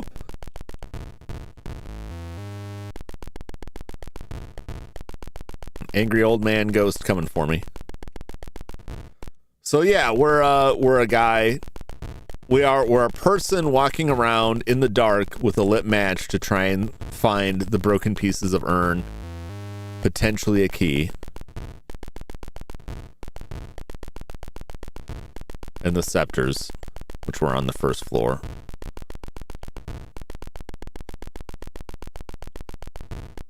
So we have 2 pieces of the urn so far.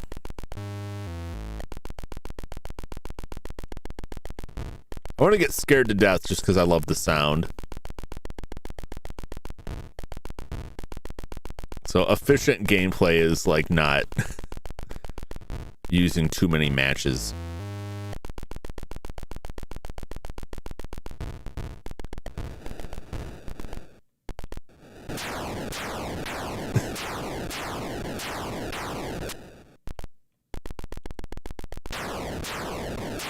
We've been scared to death. It's like when they get close.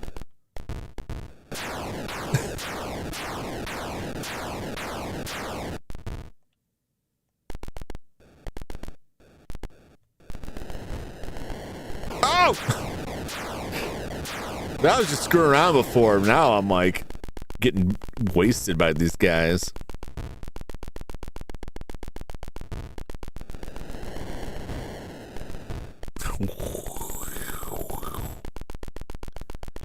It's very good. Very good. So I never knew what I was supposed to do as a child. I just ran into stuff all the time. God, where's that last piece at?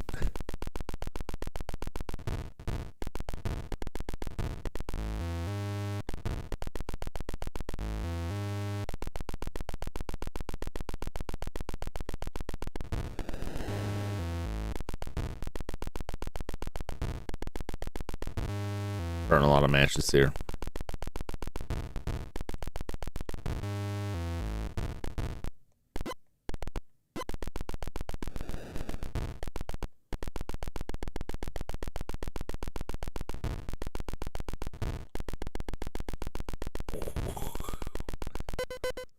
Oh, there it is.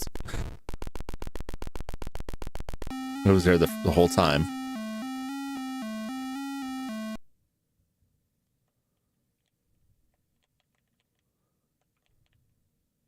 Well, that's Haunted House. That was the first video game I ever played. Haunted House for the Atari 2600.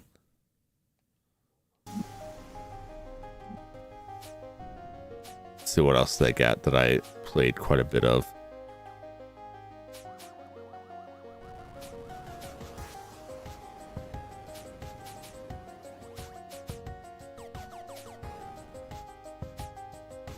Boxing. Is this the boxing? No, that's not it. We had a boxing game. It was not this. I think it was just called boxing. Return to Haunted House. Wait a minute. What?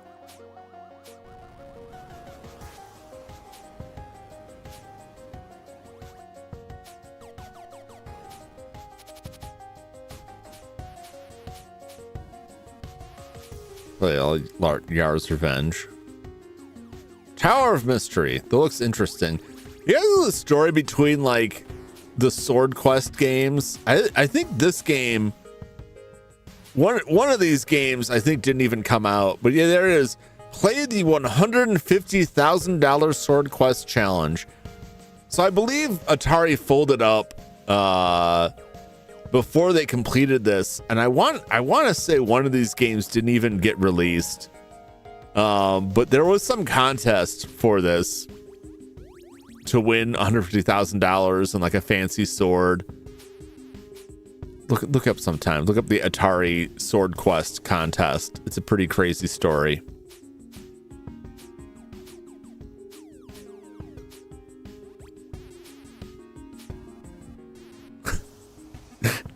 It's got a. Is that okay? It's a suit. I couldn't tell if that was like his nipple hanging out of the suit there, as he's just going over to beat up this weird dinosaur creature with I don't know, a stick of butter. Unreleased prototype. That's cool. It was released in 2005. Homebrew programmer Anthony Wong created this game in 2005 to continue the legacy of the original Haunted House.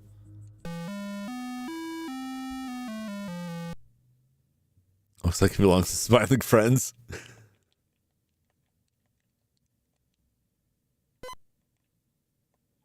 Oh, what is... I probably should read a manual or something. What do I got? Like a broomstick here? What am I looking at?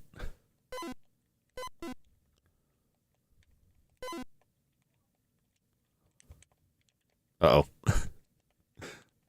I don't know if I did with that thing. I don't know what that thing was. I don't know what I'm doing. No, let's read the manual. Now, tell you what, destroyed the magical urn hidden away.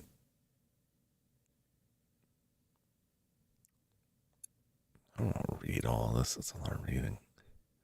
Shovel. Use the shovel to dig up the grave to uncover the mysterious cryptid. Okay, that was a shovel. Old Man Grave's Eye. This eye can help you see the way into a previously inaccessible passageway. Transmolecular microdot.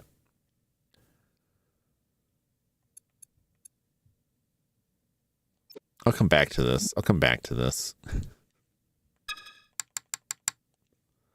Looking at the other games.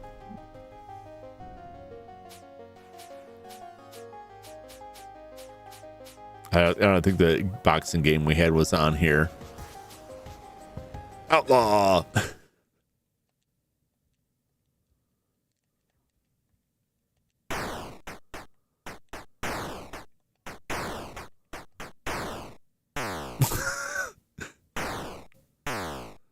I played a lot of this in other games with my brother. They're mostly just like who draws the quickest. This is a 2-player game.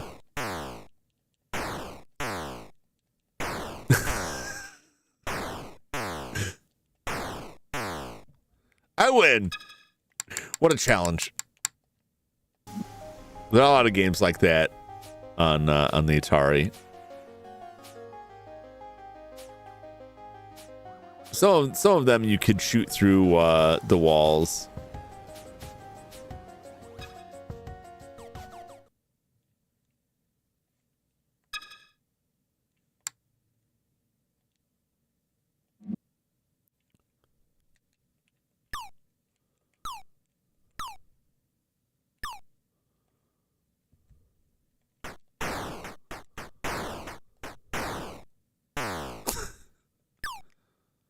Oh yeah, there we go.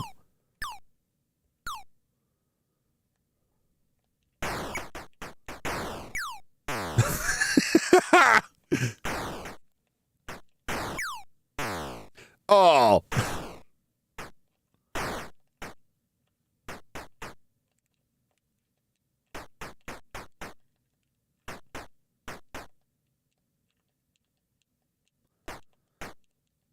What? Am I out of bullets here? Let me in. Okay.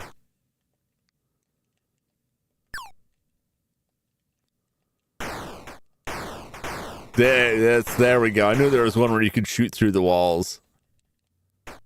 Oh, you only get 6 shots. Weird that never came up before.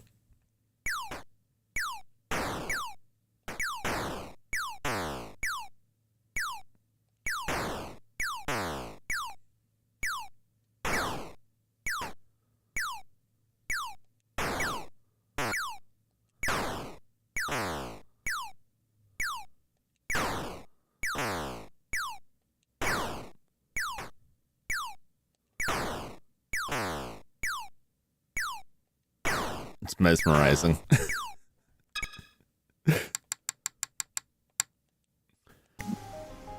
Yeah, Atari games, like the 2600 games were interesting because you pop a game and be like, this doesn't look like much. And then you'd like cycle through the different game modes like, oh, there's more going on here. Oh, there's all kinds of different stuff here. I don't think Barnstorming is on this. I played a lot of Barnstorming too. Dark Chambers. There's a lot in this that I'm like, I've never heard of this. Because all of the Atari games that I know of were like whatever we just kind of randomly had there. So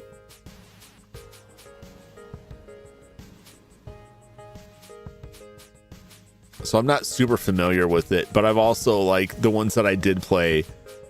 We're not such that I'm like, I'm desperate to see what else you got. Most of the time it was like, you know what? That's fine. Once the NES came out, I was just like, I don't need this.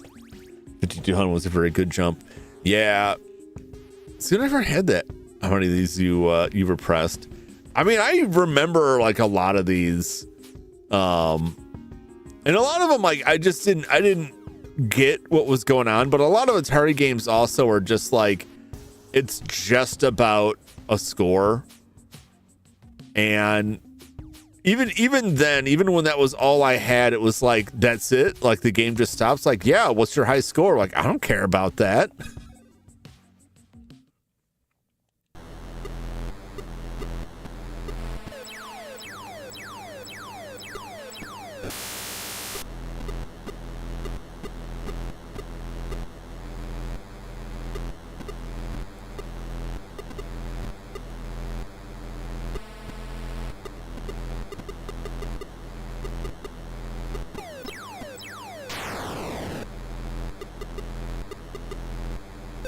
Oh. Bing, bing, boom.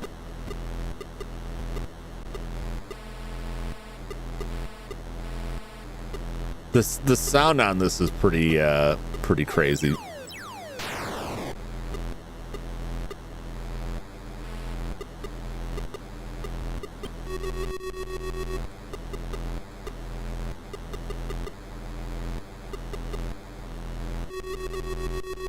There we go. It's like, what am I supposed to?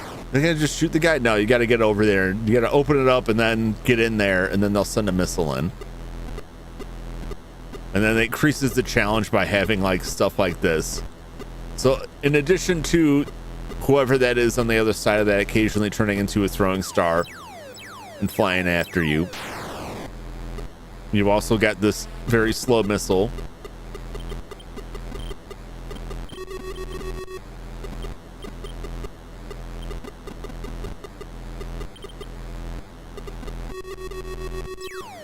Yep.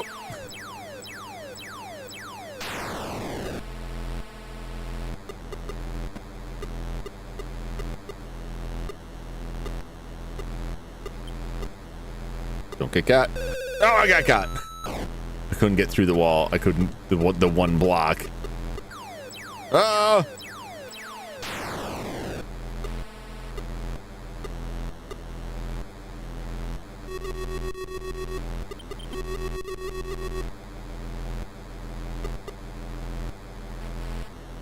Can I hear you? Oh!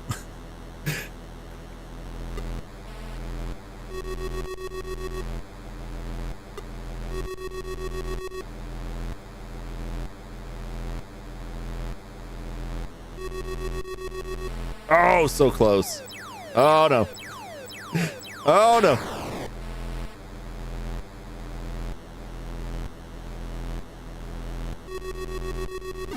Gotcha.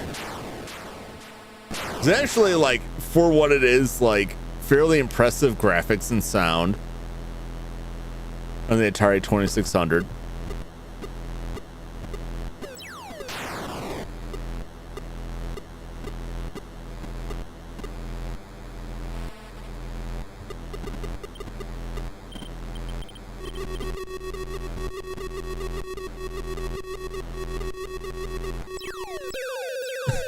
I shot myself. I didn't even know that was possible. There's French. There's an enhanced version of that too. That's why I never really come back to these. There's a tank game too, but I don't think that's on here. Yeah, I never really come back to these games because I never really cared about, like, well, I got links on here too. That's interesting. Like, high score on games just didn't mean that much. So if that's all there is to the game, I'm like, I don't know. Probably the 5200 version. Yeah. See, I never really saw a lot of Atari outside of the 2600. That was what we had. And I never knew anybody else that had any of the higher end ones, which were, as they got higher end, they were closer, like the 5200 or the ST, I think, was like their kind of competition for the growing computer market. Players must explore the ghost-riddled mansion of Zachary Graves only by finding Graves' skull and returning to its underground crypt will the town of Spirit Bay be freed from its supernatural curse.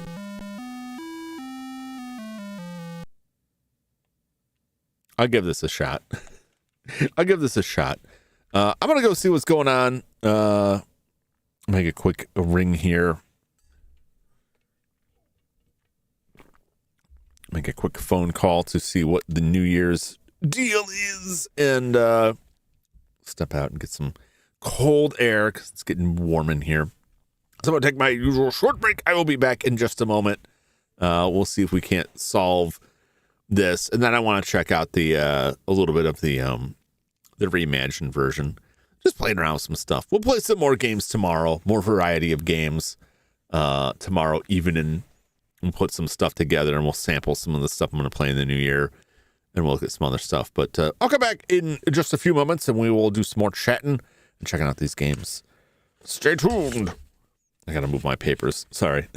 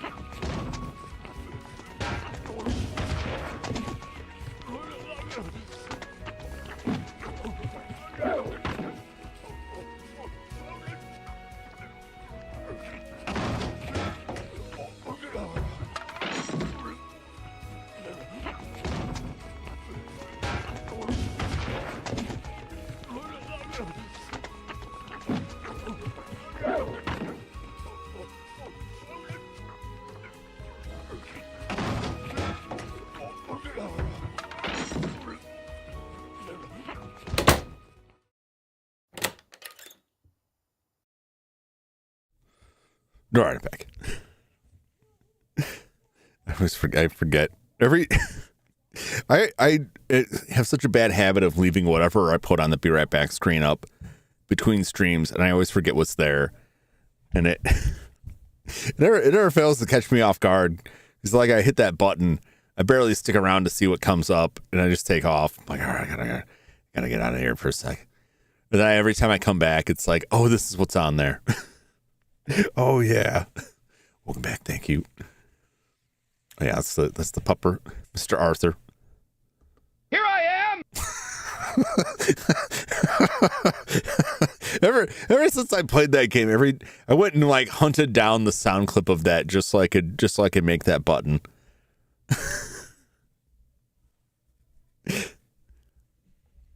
I need to make him make it faster so it's more of a jump scare. I need to figure out how to randomize the picture too, so it's more pictures of him. He's getting bigger.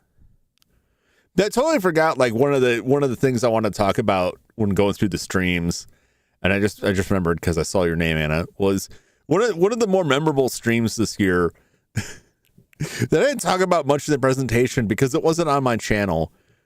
It was really it was a really good time for me to take my mind off of things.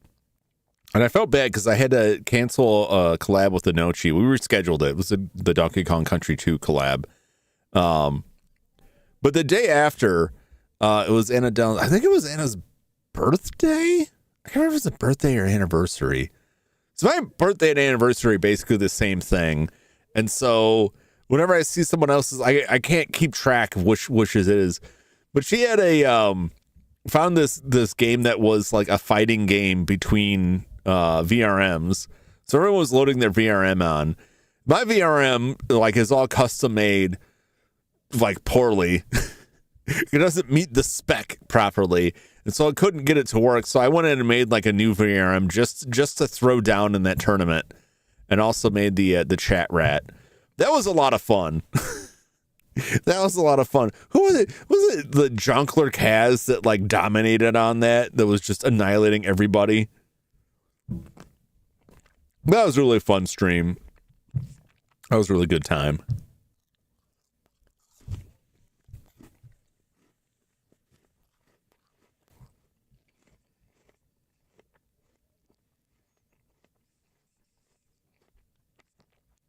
It was Chocolate Wiley and Chat Rat. Yeah, Chat Rat almost went all the way.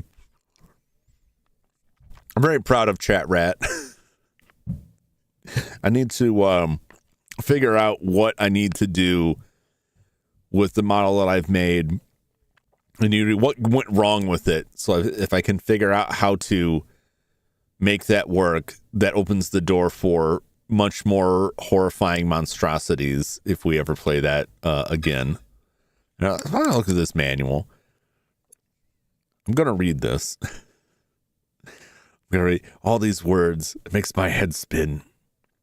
In 1981, the stores of a magical urn hidden away within the centuries-old Graves Manor in the town of Spirit Bay enticed foolhardy explorers to enter. Unsubstantiated reports of people disappearing were attributed to the mansion, but these reports were dismissed as pure fiction by the authorities. Rumors abound that adventurers to the haunted house were being scared to death by supernatural forces. Eventually, a broken urn was recovered and restored by one brave adventurer. That individual recounted a tale of being pursued by giant tarantulas, vampire bats, and the ghosts of old man Zachary Graves himself. The adventurer also claimed that a master key helped to open doors locked for years, and an ancient scepter warded off most of the ghostly creatures of the mansion. but that both of these items were lost during the frantic escape from the house. I barely escaped with my life, the adventurer. The urn sat on a trophy shelf for over 2 decades, until it was spirited away one stormy night. Then the townsfolk of Spirit Bay claimed that mysterious events began occurring around the condemned building of Graves Manor. They blamed the spirit of Zachary Graves and devised a plan to stop the unexplainable ongoings. It was rumored that Graves was buried in a crypt under his own house. Preposterous! One would not be buried on one's own home. His body would more likely be decaying in a nearby cemetery. The rumors are unfounded. Tony. Who's Tony? Believing that he was in league with sinister forces, some people decided to break into the mansion, find the crypt, and desecrate the body by removing his head to destroy his powers. They would then cast his head into the deep caverns near the manor. Despite the warnings and common sense of many others, these people broke into the house but were never heard from again. That's a pretty messed up plan. I gotta be honest. Who comes up with this? Where'd they get that idea? We're just gonna go in there, we'll find his body, then we'll take his head and throw it in a hole. What book did they get that from? People shouldn't be messing around with things that are none of their business. Joan O'Carr. Who's that? Unfortunately, after the break-in, the town of Spirit Bay has become enshrouded with omnipresent darkness. The townsfolk believe that Zachary Graves' body was disturbed, and now his spirit not only continues to haunt the house, but the entire community as well. The people believe that their once idyllic town of Spirit Bay will be cursed until Old Man Graves' head is returned to his tomb. So wait, they actually did this? Like my impression I got was their plan was to do it, and then they broke in and were never heard from again. Now I'm being told that they actually pulled it off.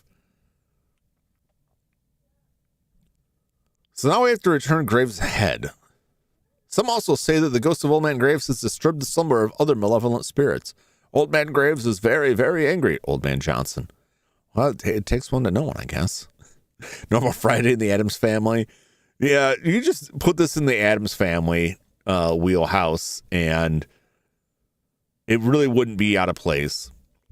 Now you enter Graves Manor in order to return the skull of Zachary Graves to its proper resting place in the newly discovered crypt beneath the house. Nonsense! He would have been buried in a cemetery, I say. Closer you get to the mansion, the more you feel the powerful curse. As you enter the first floor of the house, you stumble through a previously unknown section and become trapped behind a hidden panel. Now the haunted adventure begins. Prepare to be scared to death again! The object of the game, Return to the Haunted House, Jim, is to find the skull of Old Man Graves and return to the crypt under the cemetery by utilizing various keys and tools to explore the house and avoid ghosts. Here's some information to help you understand the objects and characters on the screen and the progressive levels of difficulty. Moving in any directions. Barriers. Certain objects. Pick up an object. All is necessary to touch it. Press the red controller button. There's only one button on that controller. You hear a different sound. They'll tell you the object has been released. Open and lock door. Touch it with that door's corresponding colored key. Okay. Red button will reset the game at the start, and after the player dies, the screen has darkened. Okay.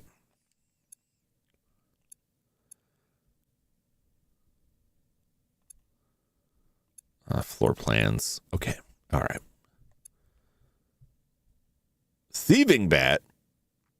Bat has given up its previous blood-sucking ways to turn to a life of thievery. Sometimes it will steal away an object it sees or that you are carrying and replace it with another. Sometimes this is a good thing, but most of the time it's a bad thing. You can carry the bat like an object. What? Even when it's carrying another object. We can carry the bat like an object. Okay. Well, we got a shovel.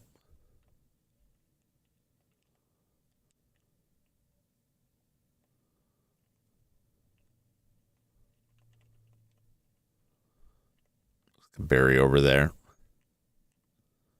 The bat briefcase.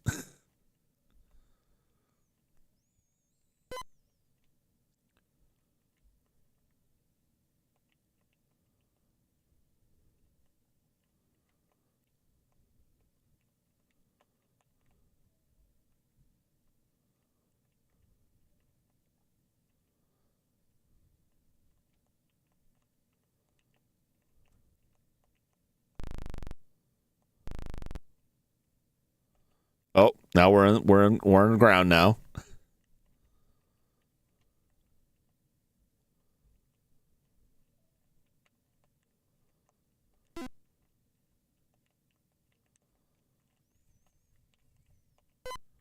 Okay.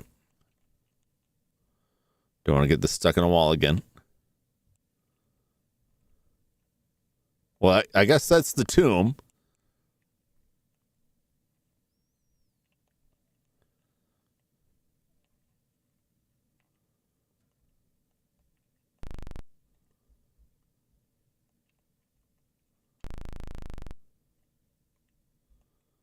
So it was like in the caves.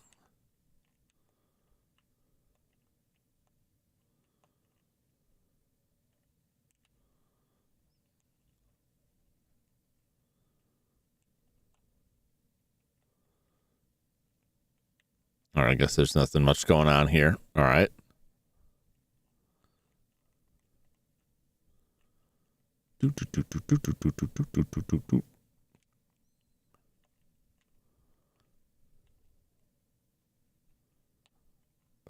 Bum, bum, bum, bum.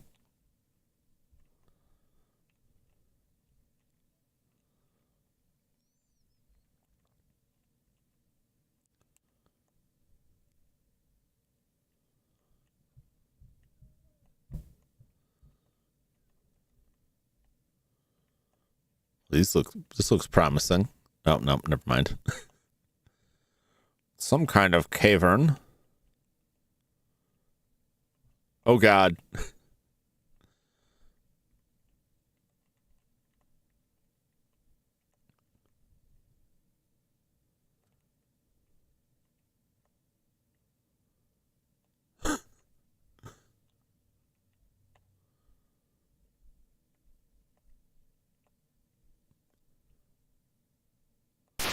Oh, jeez. Oh, God. He can't just come right through the wall.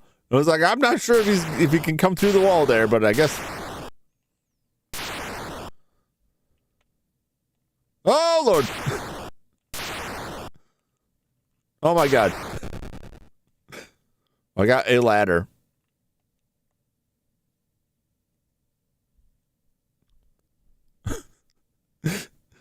Oh, jeez.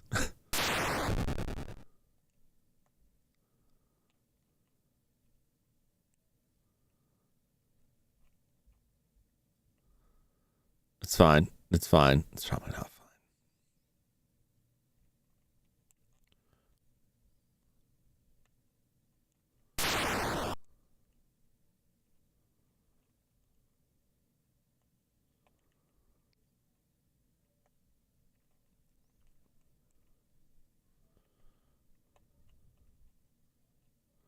I see a key over there.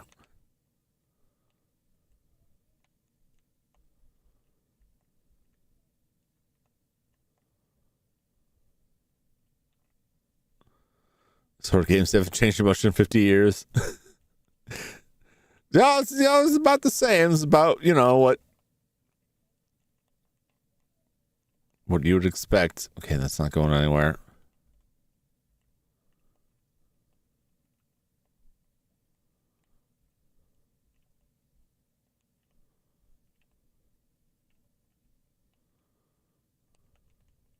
Oh, God. He's just camping there, man. He's just waiting for me.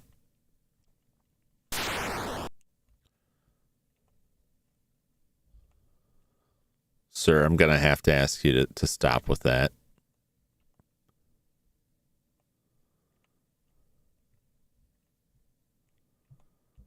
Okay. Where'd my shovel go?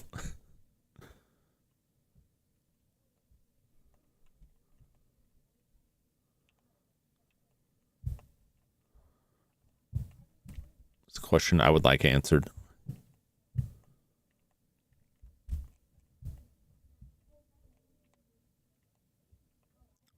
Nope.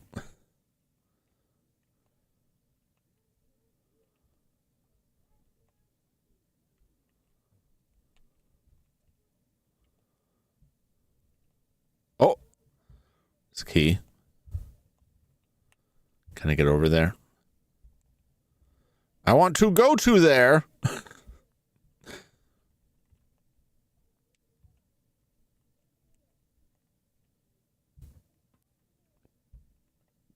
Oh!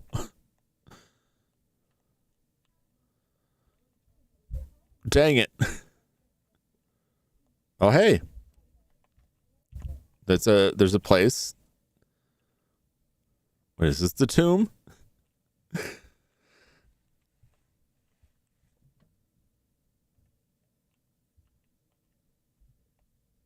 I'm so confused.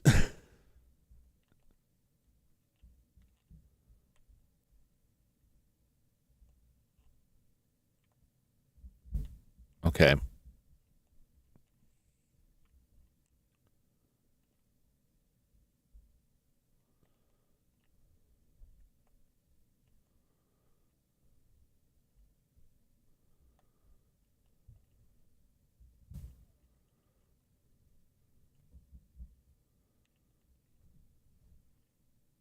I felt like I was getting somewhere, and now I totally don't. I'm gonna get out of here. I'm just gonna get murdered by that ghost. Just standing there menacingly. He's just waiting for his chance.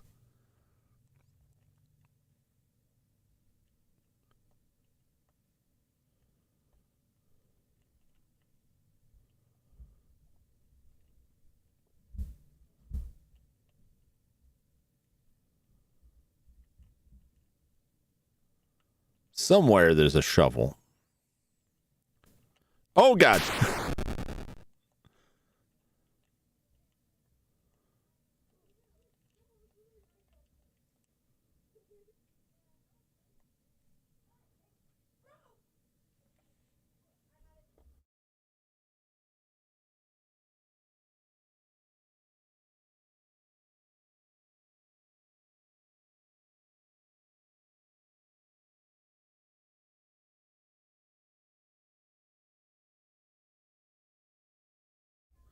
I don't know what I'm doing here.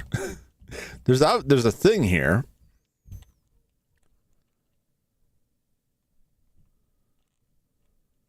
Well. All right.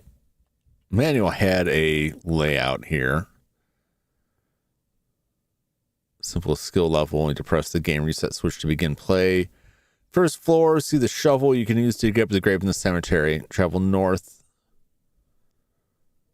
and west to find the sub-basement cemetery. Dig up the grave with the shovel and enter. Find the scepter inside the crypt, not immediately reachable. Okay, so I did that.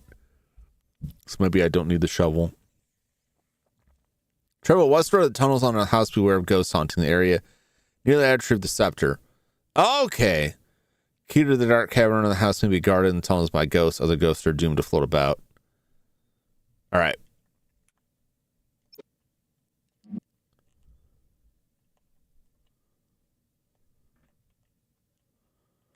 So I get the ladder. If I could get the ladder, since that guy is now just spawn camping me, he's just camping the ladder. Damn it! I have to lead him on a goose chase to get around him so I can get the ladder. Okay, here we go.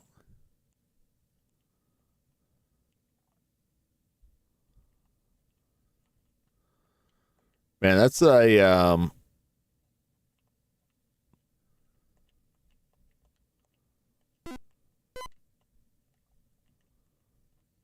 okay. What do I do with this here?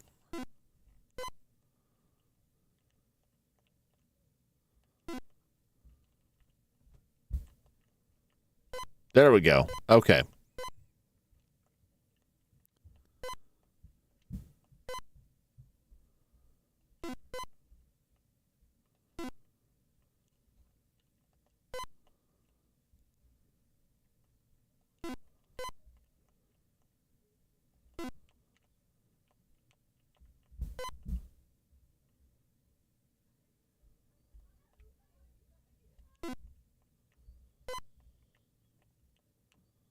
There we go. All right. We have the scepter.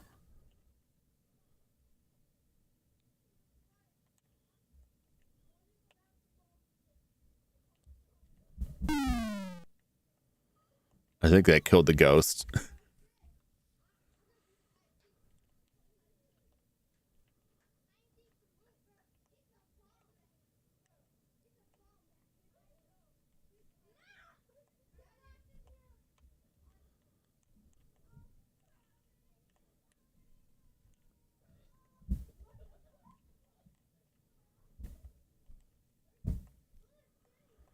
I just gotta find my way through. What does it say? Okay. Sergeant's level 1. Main armor's passage. Key to the dark cavern under the house may be guarded tunnels by ghosts. Other ghosts are doomed to float about, which is hidden with a dismembered hand inside the dark cavern past the tunnels. Guarding the cursed skull.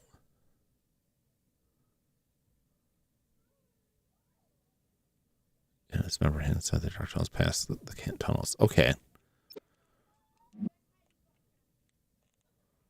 So we're just wandering these tunnels looking for what, the hand? The head? We're after the head, right?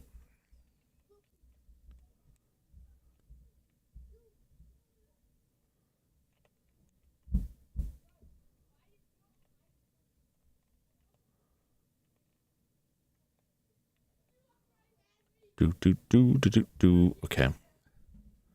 I mean, I saw the key.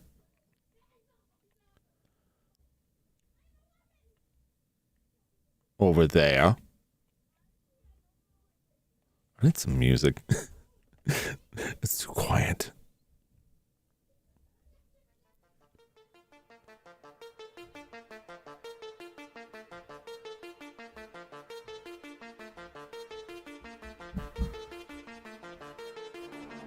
Where's my spooky music?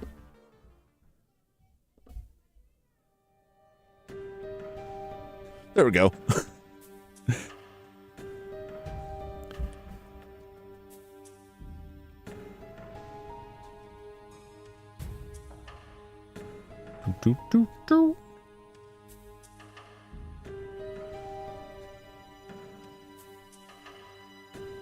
That didn't go anywhere. My immersion.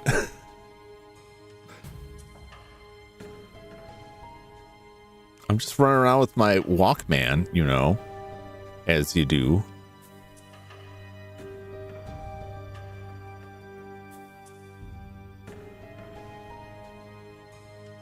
All right, there's a key over here.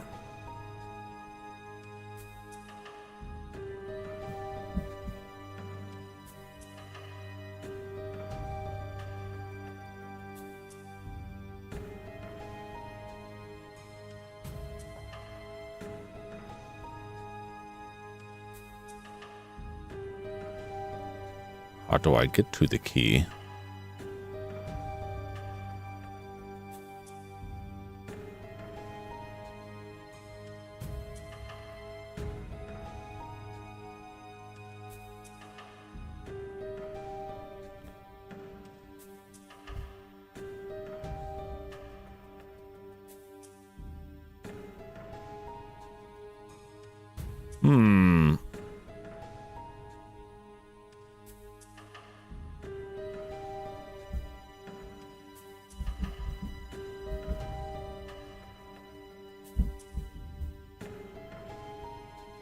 Kinda.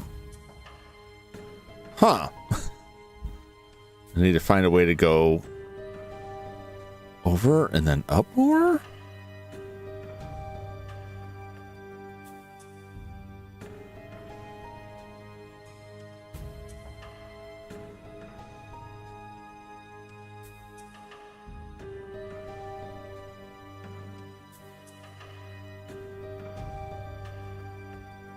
I don't know how to get in there.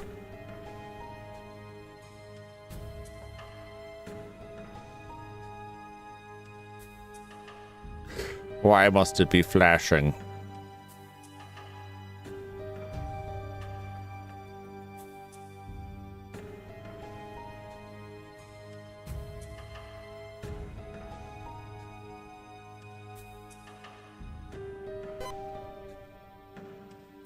Oh, there we go. Okay. So it just kind of loops around. I got it.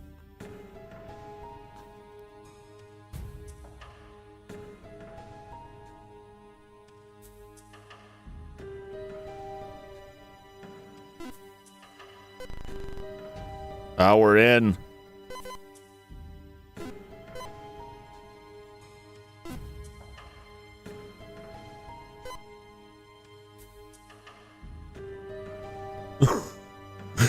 What?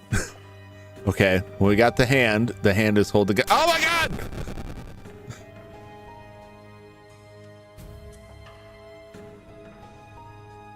Okay, more ghosts. More deadly ghosts.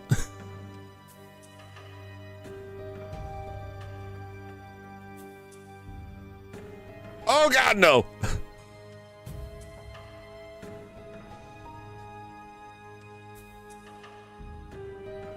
No, please.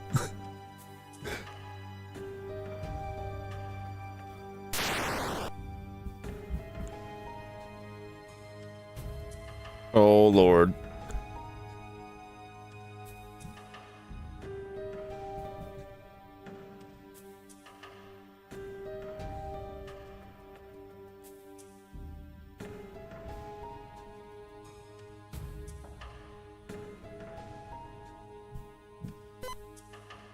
Okay.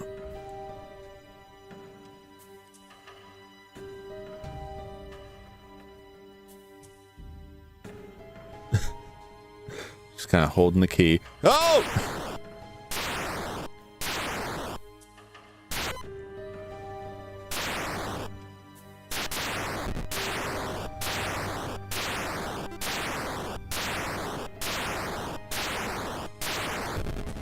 I don't know what's going on there.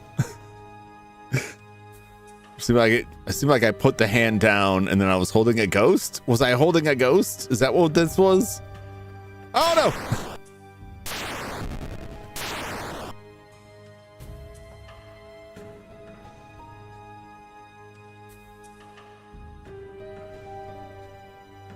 The scepter's not back here, is it? No.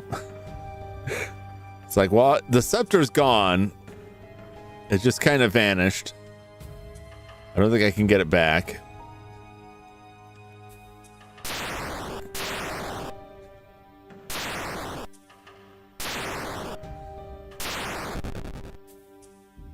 All right, he should at least be further away from the door now.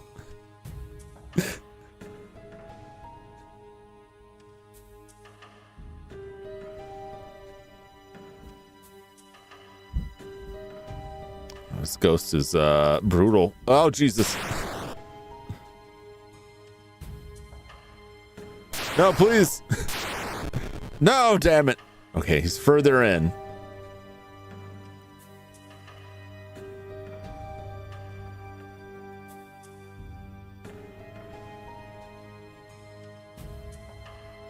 We're going to make it work. We're going to make it happen.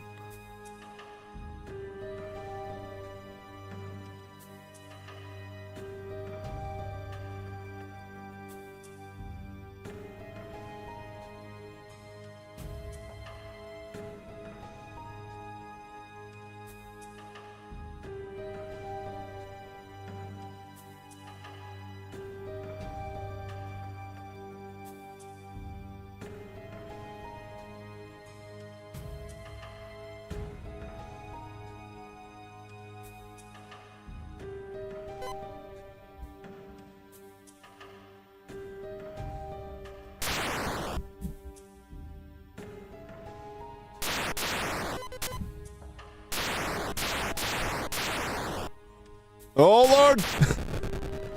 Well, I got the head further out of there. All right, we just got to get the head.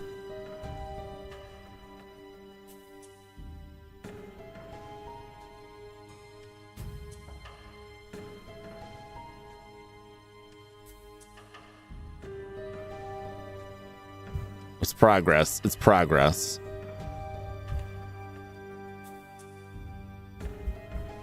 Do, do, do, do.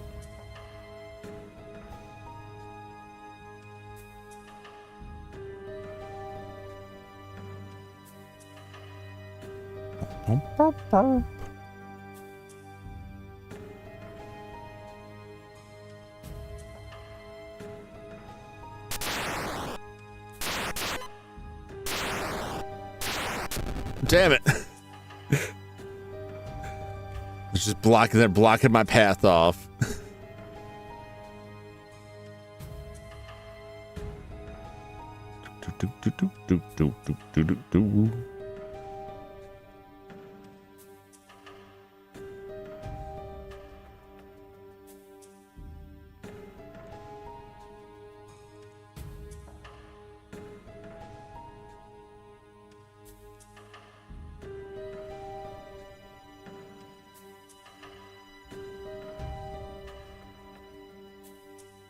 Oh God.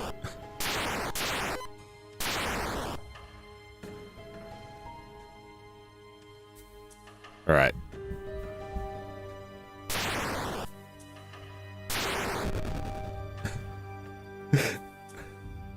I'm inching the skull further and further out here.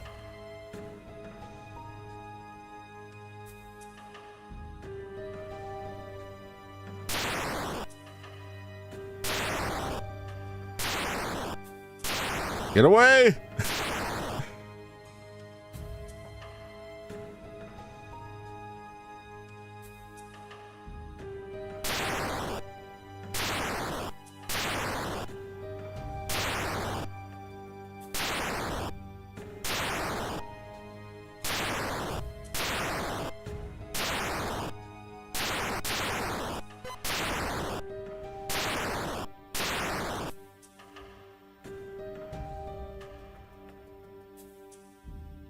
Oh boy.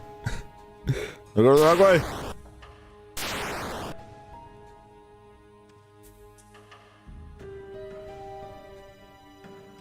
Oh gosh.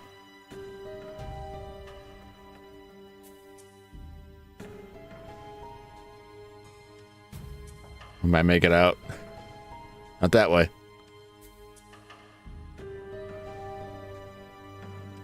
Woo! Okay. Well, he's got to go back to the tomb, right? And the tomb's up here.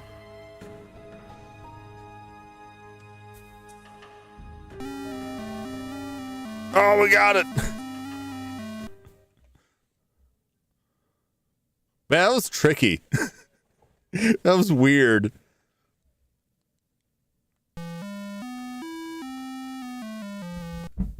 That was very strange. All right.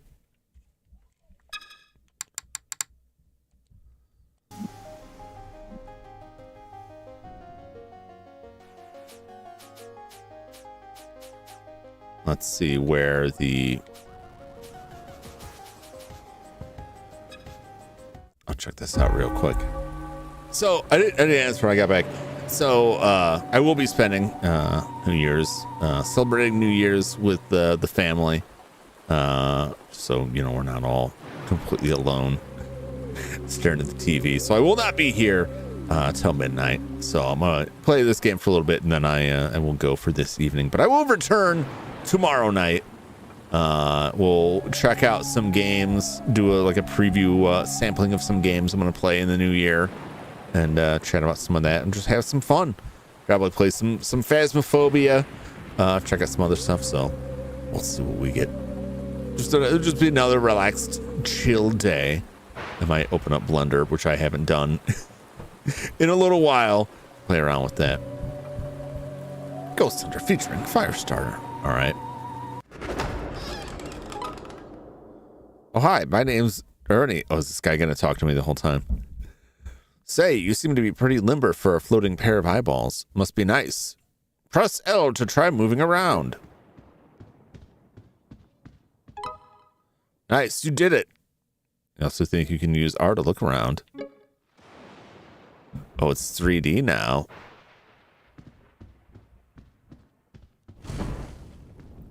It costs money.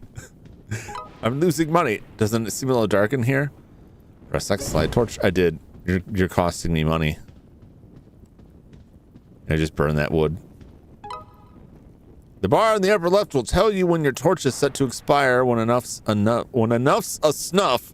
Oh, wow. Earn it, the urn. It's a nightmare. It's a nightmare, Joshua. Sucks the fire back up. Got it.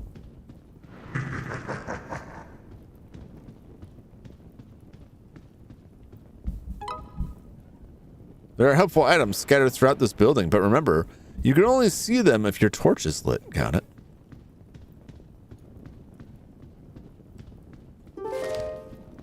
Why, what's that? Keep your torch lit and grab the scepter scroll of protection on the right. This scroll makes creatures and ghosts ignore you. Got it. You only carry one item at a time. Pressing A will drop the item you are carrying. Okay.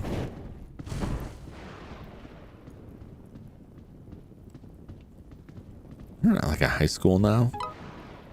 You're on fire, not literally, but your progress so far is inspiring. Head upstairs. I will find you, Urn. You're probably playing Haunted Mansion. This is the reimagined haunted house. Hold right trigger while pressing L to run. Who's laughing? I might be ajar, but this door is not ajar. Damn it, Ernie. In fact, this door is locked. Use those giant peepers, so look around for the skeleton key.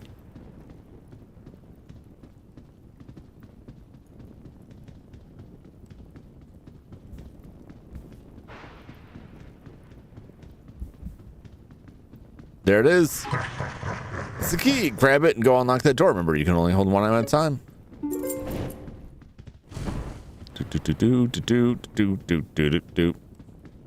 Oh, you're so good at this. Oh.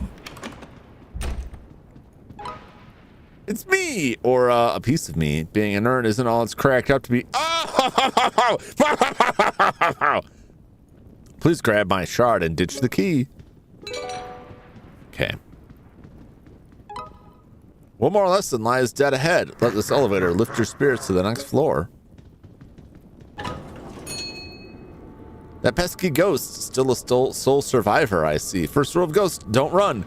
Creep carefully or ghosty there will steal one of your lives.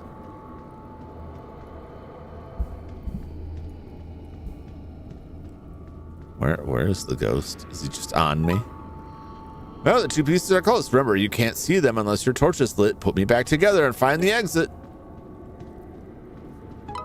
Looks like you can hold multiple keys at once. I put them on a ring in my belly button. If you lose all 3 lives, it's game over. And trust me, death is a lousy way to go. I would assume so. A second piece. I can start putting my life back together. Not that I'm alive. Grab it. You better. You hope you're not alive. I almost forgot. Press left trigger to toggle between behind the eyeballs and overhead camera view. Oh! Get too close to the ghost and he'll snuff you out. Well, your torch anyway. Creep your distance. You can creep around that creepy ghost using walls and obstacles as cover. Time it right and leave him for dead.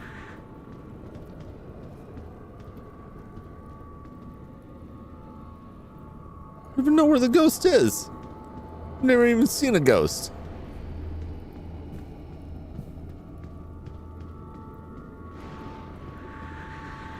Oh, there he is.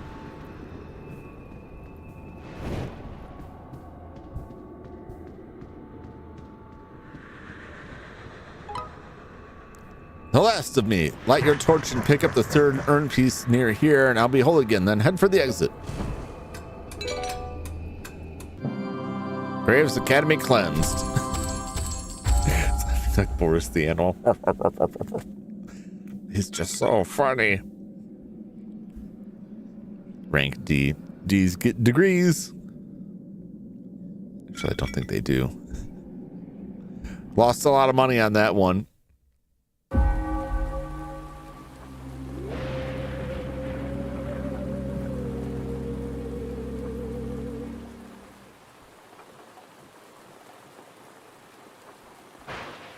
pretty fun. That was pretty fun. We'll do one more. Oh, hi, my name's Ernie. Oh, wait, no.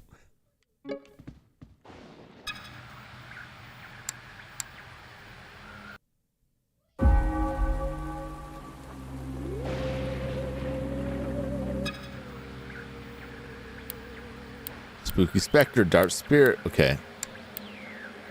Ghost Hunter, Hugger. Interesting.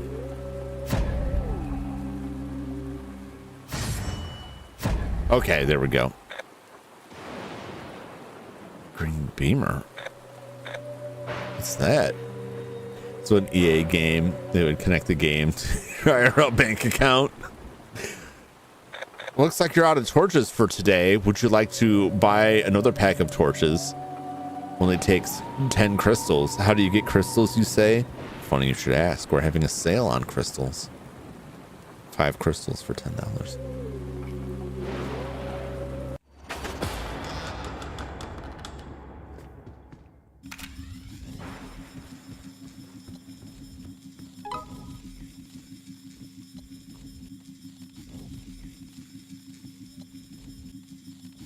Time for the real thing. 300 pieces are scattered around the creepy cabin.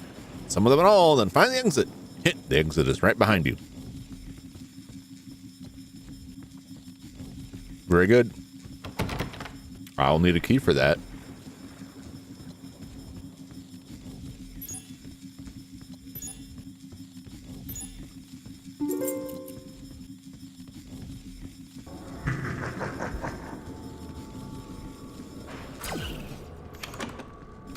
I don't know where they are, but ow!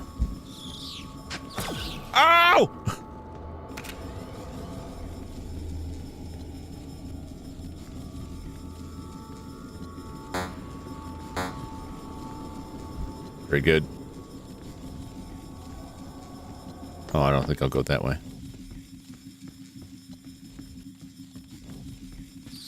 Nope. No, thank you. Ow, jeez.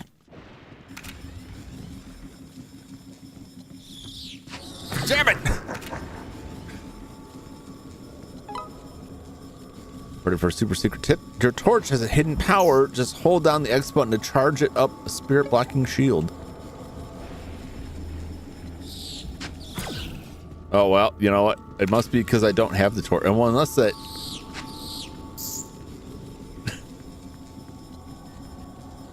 I don't appear to have an actual, like, spirit blocking shield here.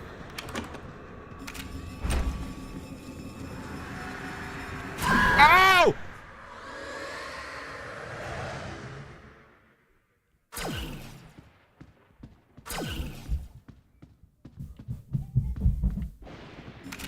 What's going on out there?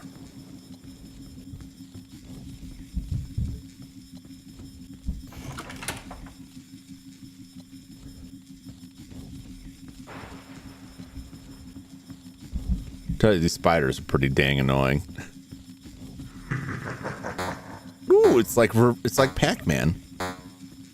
Some delicious ghost marshmallows. Yum yum yum.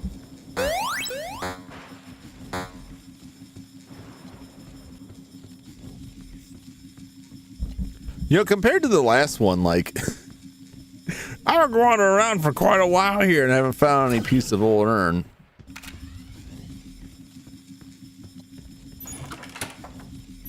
Nope. Speak of the devil. Ow!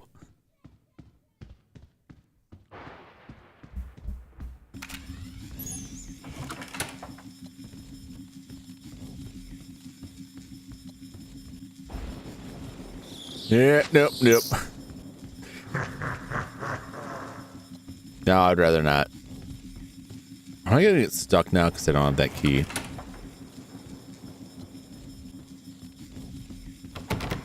Oh boy. Boop, boop, boop, boop, burp.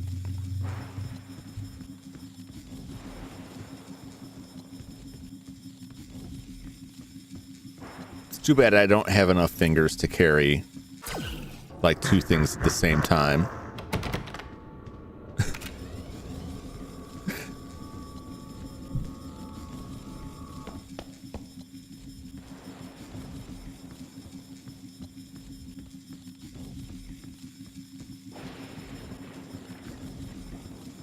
Well, moving on up.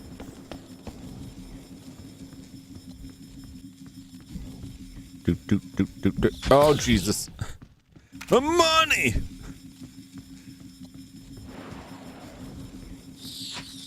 We're taking my money, man.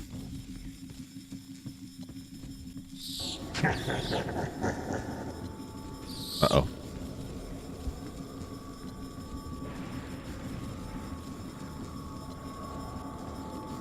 Uh-oh. Damn it. Oh, damn it, these are all locked. Get away from me!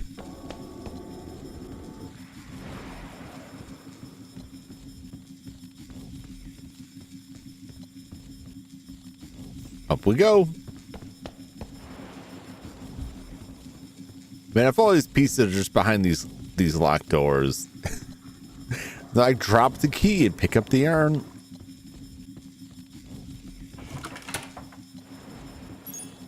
Oh, there it is.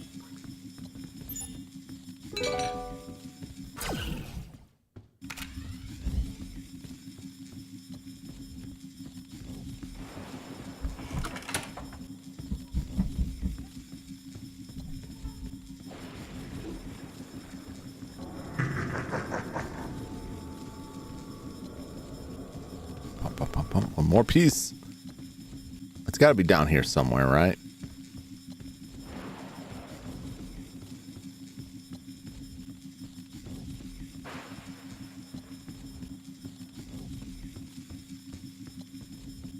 Looking around here. First piece is out back. Second piece is on the third floor. Ah! Maybe it was Boris in Discord. I hope the whatever Boris's like species is very weird.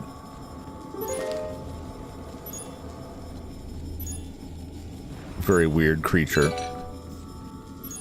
Where he's got like the thing. He's not shooting the spikes. He's got a thing in his hand that shoots the spikes. I thought that was really, really bizarre and creepy. We only see like most of what he is like at the end of the movie.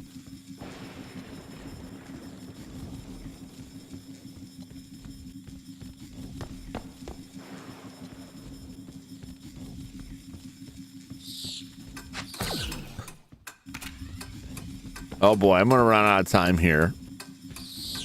Oh, these spiders are so irritating.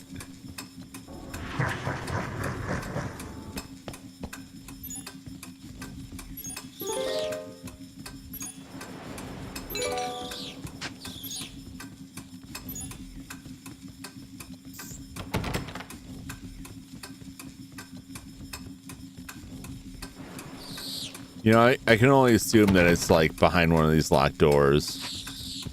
Honestly. Yeah. Trying to show your watch alongs.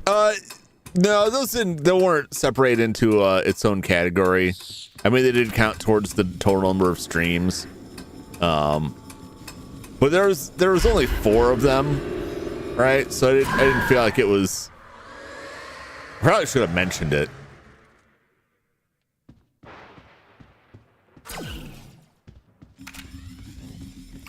Wow, time. What does that mean? But I didn't list them like in their own category. That's an interesting game. I'll give that a shot. If Lovecraft taught me anything, is that at least you know about the monster, the scary it is. Yeah. No, I mean it's good. Like they left him like weird and mysterious. But every time they did show what he was doing, it was very gross. But yeah, I mean horror movies could learn from that. Like the less you show, as soon as you show some CGI or rubber monster on screen, like it's gonna be less scary. Show less of it. Make it a mystery. And then if you have a bunch of mysteries, don't feel the need to answer them all the time.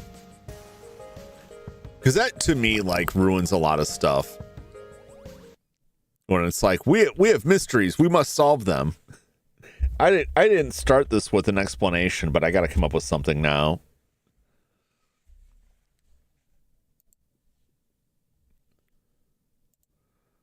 Like the brain never get to see their flesh. Yeah. But sometimes, like, if you have, like, I felt like Babylon 5 felt like the writer had an idea, had stuff mapped out, had a plan, and a lot of stuff fits together. It didn't feel like they went back later and like, oh, I guess there'll be this thing. But like Lost didn't feel like they had a plan from the start, and they just kept adding stuff on. X-Files felt like the same way. They just kept tacking more stuff in there. And then eventually it was just like, what are we doing here? Oh, I forgot about the bodies. All right. Well, I was going to run till midnight, but I'm going to go spend some quality family time.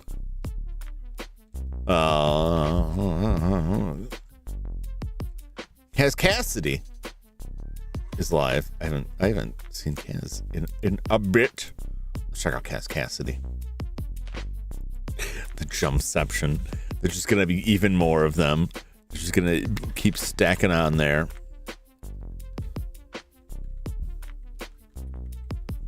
Here's to the one hope I have. The main reason I want to get that 500 subs is so I can do the actual redirect, not the manual stuff, so that it just kind of takes you there.